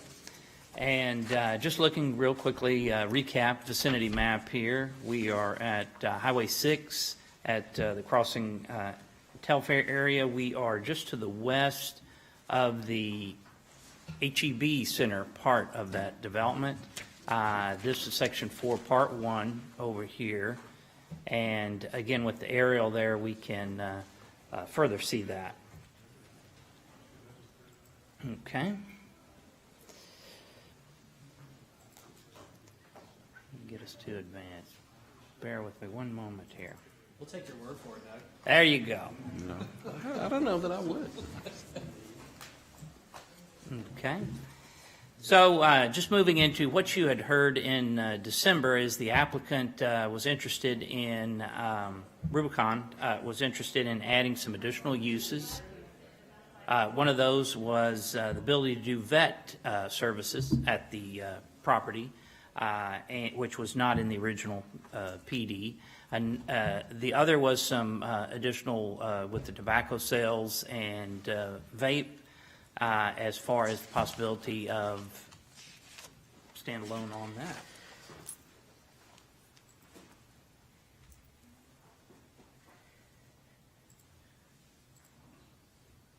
The PowerPoint, when the person who's doing the PowerPoint's computer died, so. Technical difficulty. Mm-hmm. So do a lot of us. No.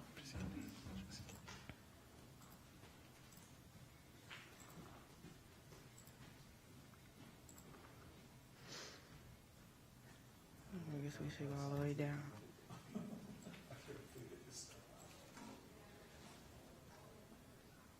Let's see, here we go. All right. There we go. All right.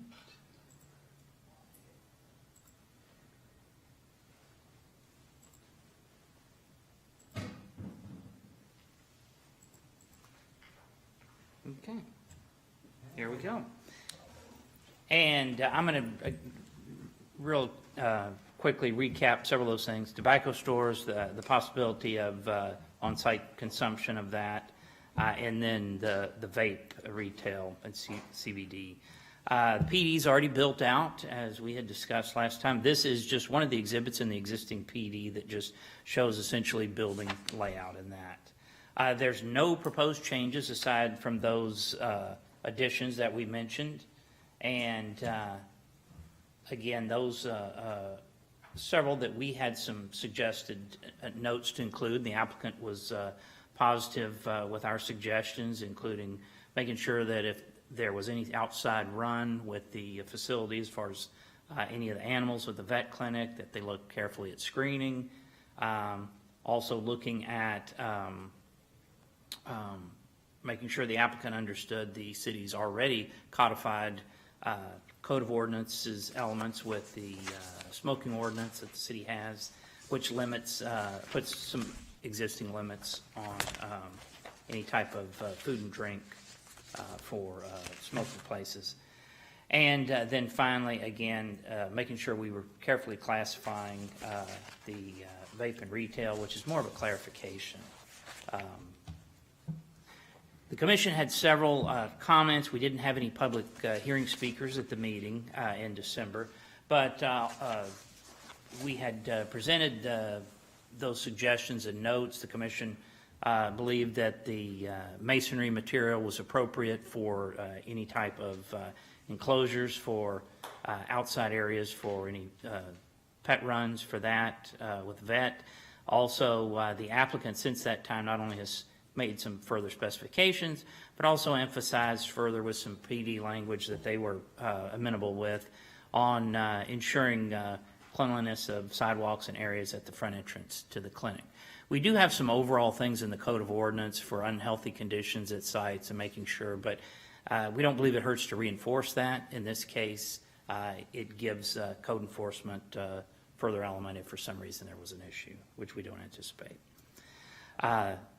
One of the other things was that the commission had talked a little bit about the idea of would there be any distance requirements for any businesses? Let's say you had a daycare, you had some type of business that was primarily aimed at children, either through services or other goods or products. And the applicant agreed to take a look at that. There are already some things in the Code of Ordinances with smoking, but they agreed that a 30-foot minimum from a front door of any business to that was reasonable, and that way there's some provisions there without having any direct proximity. So that's something that's been included. Those have both been rolled into the notes. I'll keep this brief, but essentially these are some excerpts that's in your packet. The yellow was the original revisions for the PD that were proposed to be changes both for the vet and the tobacco and vape. The green was since the last time, where we clarified things like the masonry wall, the cleanliness as far as the sidewalks, as far as vet, and then with the tobacco, retail vape, and those types of things, the particular 30-foot distance that, again, the applicant had proposed and we felt was reasonable.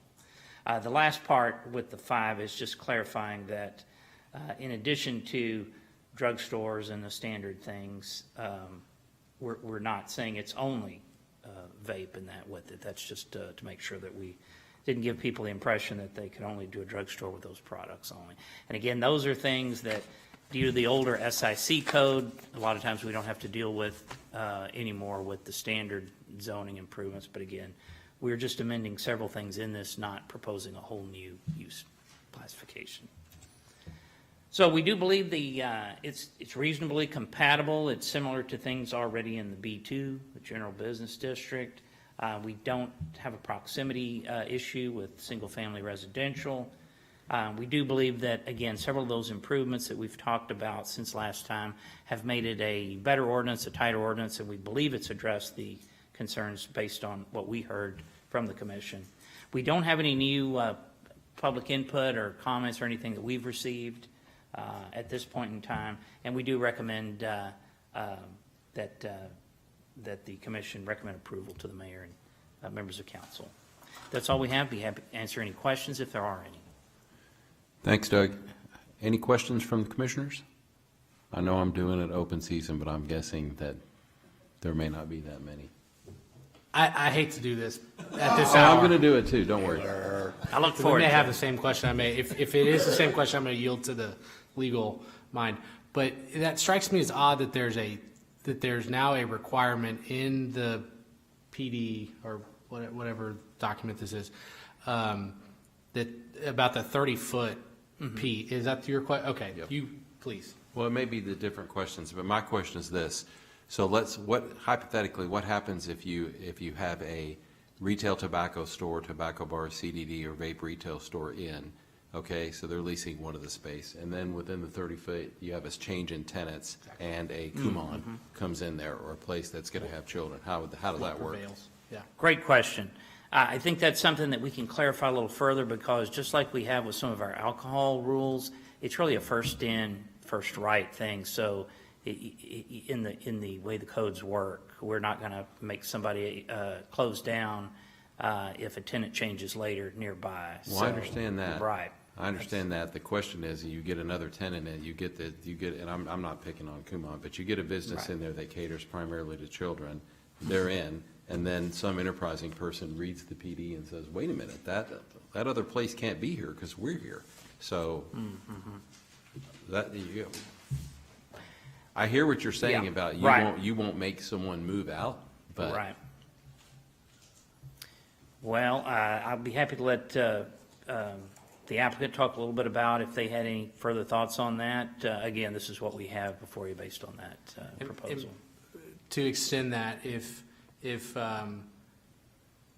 can a tenant choose to locate inside of the 30 feet, or does this expressly prohibit a business catering to children? Right. Would it right now it wouldn't, but Would it could require be, variance but and all this kind of stuff? I mean, well, we don't do variances with PDs, fair, okay. but obviously with the amendment process, somebody could ask for something, but it could be written in a way that is basically can't be leased out. I just wondered if we allow the applicant to address a little further while we're. I mean, I'm happy to hear from that. They had proposed that. We didn't see an issue with it. We did not propose a specific distance from the city. I would just like to hear, Sure. is this, Yeah, I'm happy- are we're we, happy. I can are we maybe making an provide some issue? clarity on this one, because this was really some feedback from me, because my concern was in this area, so I know this area, because it's in my neck of the woods, is that there are some areas that are already in the strip center that cater to children. And to me, when you could put a tobacco store that could potentially either have vaping or a hookah bar was my concern.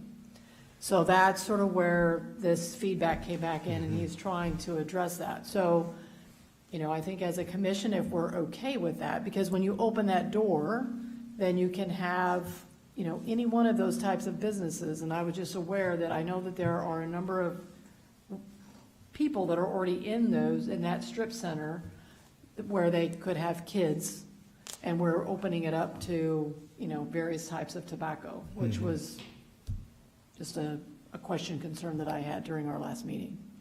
So this was more in response to that comment. And I think what I tried to do is address that from the standpoint. If you'll just introduce yourself. Oh, I'm for the sorry, record. Peter Jacob, Rubicon Realty Group. Thank you. I think what we tried to do is take that into consideration, from the standpoint of if you have an existing business such as snakes, frogs, and fairy tales, that I couldn't go ahead and I couldn't put a vape store right next to them. I think that if you have a vape store and a child care center wants to go in, then like what I've done in other other situations where, you have, say, a liquor store or a bar and a children's, daycare center wants to go in, you have to prove up to TABC that the daycare center is fine with being next door to that particular bar. In other words, the bar's there first, Children's Daycare Center wants to go in, they can't do it legally because of the fact you can't have it next to it, but they go ahead and they submit an application to TABC and say, okay, we're fine with this, we don't have a problem with the bar being next door to us. I didn't think of it in the back side of that. I was looking at it straight from, I've got the business there, and if they're there, I can't go within 30 feet of that, and that's kind of how that was what I took away from, the commissioners when we met back in December.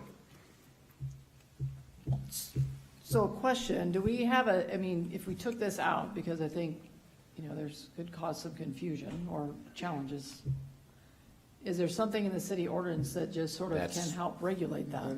Just as a general. It's already TABC, if it's already by right, then are we creating a problem? Right, by adding If this. there's already an That's what ordinance I'm that asking, speaks to rather it. than, So let me ask it a different way. What are the current requirements regarding smoking? Are there any outdoor restrictions? Are there space requirements from the front of a building? There are some requirements from the immediate, doorways and things and of adjacent. It's not going to be able to be right there. I don't have off the top of my head. The primary things I'm more familiar with are with eating and drinking, because one of the things that we do get calls periodically, people think of it, and a lot of times it's not even City of Houston, but the ETJ areas out in Harris and Fort Bend, is they want to do a hookah type thing, but what they really want to do is eat and drink with it. And our smoking ordinance at the city is fairly restrictive, because it's not going to let you, even in any new bars, it's not going to let you smoke with eating and drinking places inside. So someone has to do a patio essentially, or that. So a lot of times folks don't locate here with what they're thinking, because what they really want to do is a restaurant, a bar, and hookah and everything in between. So it's got some restrictions. We were attempting to address this, see what the applicant was comfortable with on that, since it was their proposal.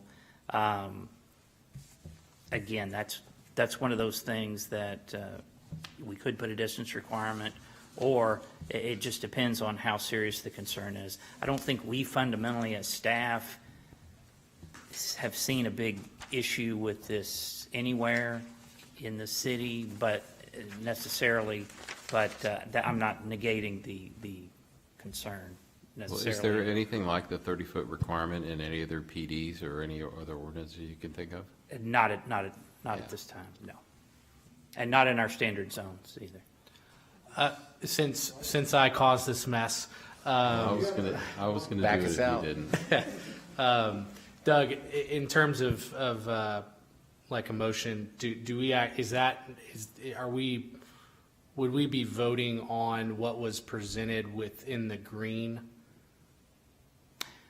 You would be voting on that, but since it's not a formal ordinance itself, like council actually reads the ordinance, you can specify any proposed changes to it. The only thing we can't do without public hearings are when you add when you do some additional like acreage on a case or sure. things like that. I just want to be sure that This whatever. is fine tuning the proposed conditions, so yes, you can specify. Okay, so if we made a motion, we could just, Well, I think you've got, I think I would say for discussion purposes, and then we'll hear that. I think it needs to be either, it needs to be tabled and taken out, or we can see if a motion that modifies that requirement would I pass. totally agree. Okay. Totally agree. All right. Yes, sir. Putting the lawyers to work late at night at 10:05. Okay, any other questions for the applicant or any other discussion? All right, do I hear a motion? I will attempt to make a motion if you'd like me to. I would. Doug, can you go back to the page, please, with the Yes, sir. the language? Can we do it? Can we try? No, I'll go ahead. Okay. So I'll make a motion to recommend approval of final development plan amendment for the crossing at Telfair, Section 4, Part 1, Plan Development District to the City Council contingent upon the, I'm so sorry. Let me Can you try, move the let me box? try. No, can you move the box Oh. on the screen? I'm gonna let you I do it. can't, I'll- but someone can. Contingent upon in section 4 of the draft use list, the final sentence of subsection A that reads, "The aforementioned business shall not be located closer to 30 feet from the front door of any business which provides services and goods to children be removed." That's a good motion. I'll second it. Any further discussion? All right, commissioners, if you'll vote at this time.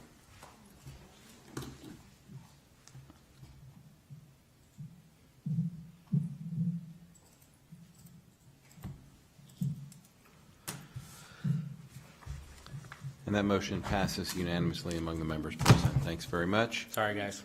No, well done. I'm telling you, it was going to happen anyway, I can assure you. All right, excellent. Well done. Thank you, Doug. Appreciate it. And congratulations to the applicant. Item 7A, Planning and Zoning Commission Liaison Report from the December 21st and January 4th City Council meetings. Who had those? Anyone here? I had December. All right. There are 13 Chuck. items on the consent agenda. I will now read them into the rec. No. Along with the 28 written comments that were received. And, you know, it was kind of refreshing. I walked in there thinking I was going to sit through these, and it turned out to be a consent agenda, so it was good.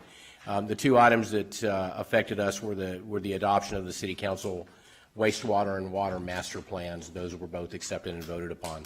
So that was the extent of the items that affected us. All right, Andy. Sure. I do want to call out that on last Tuesday's city council meeting, the mayor acknowledged the city planning staff, including, what did I write down here? I wrote down Lisa, Doug, and Lauren were all there. So Lauren already left. So Lisa and Doug, stand up for a second. Come on, we're almost done. They received the American Planning Association, Texas Chapter 2021 Certificate of Achievement. Congratulations. And that was it. Well deserved. Thank you for that recognition too, Andy. Excellent. Item 7B, City Staff Report. Don't have anything further, just to say your meeting toward the end of the month. Right now, we anticipate probably one item at least as a plat extension, but we're still looking through that, so nothing further, except I did want to mention on that award of achievement, that also takes into account P&Z participation in things like conferences and the work that P&Z does for the city as well. So that's something that. Well, that's very generous. Thank you very much. Yes, Doug. Motion to adjourn? All right. Folks, thank you for your presence and your participation. We are adjourned.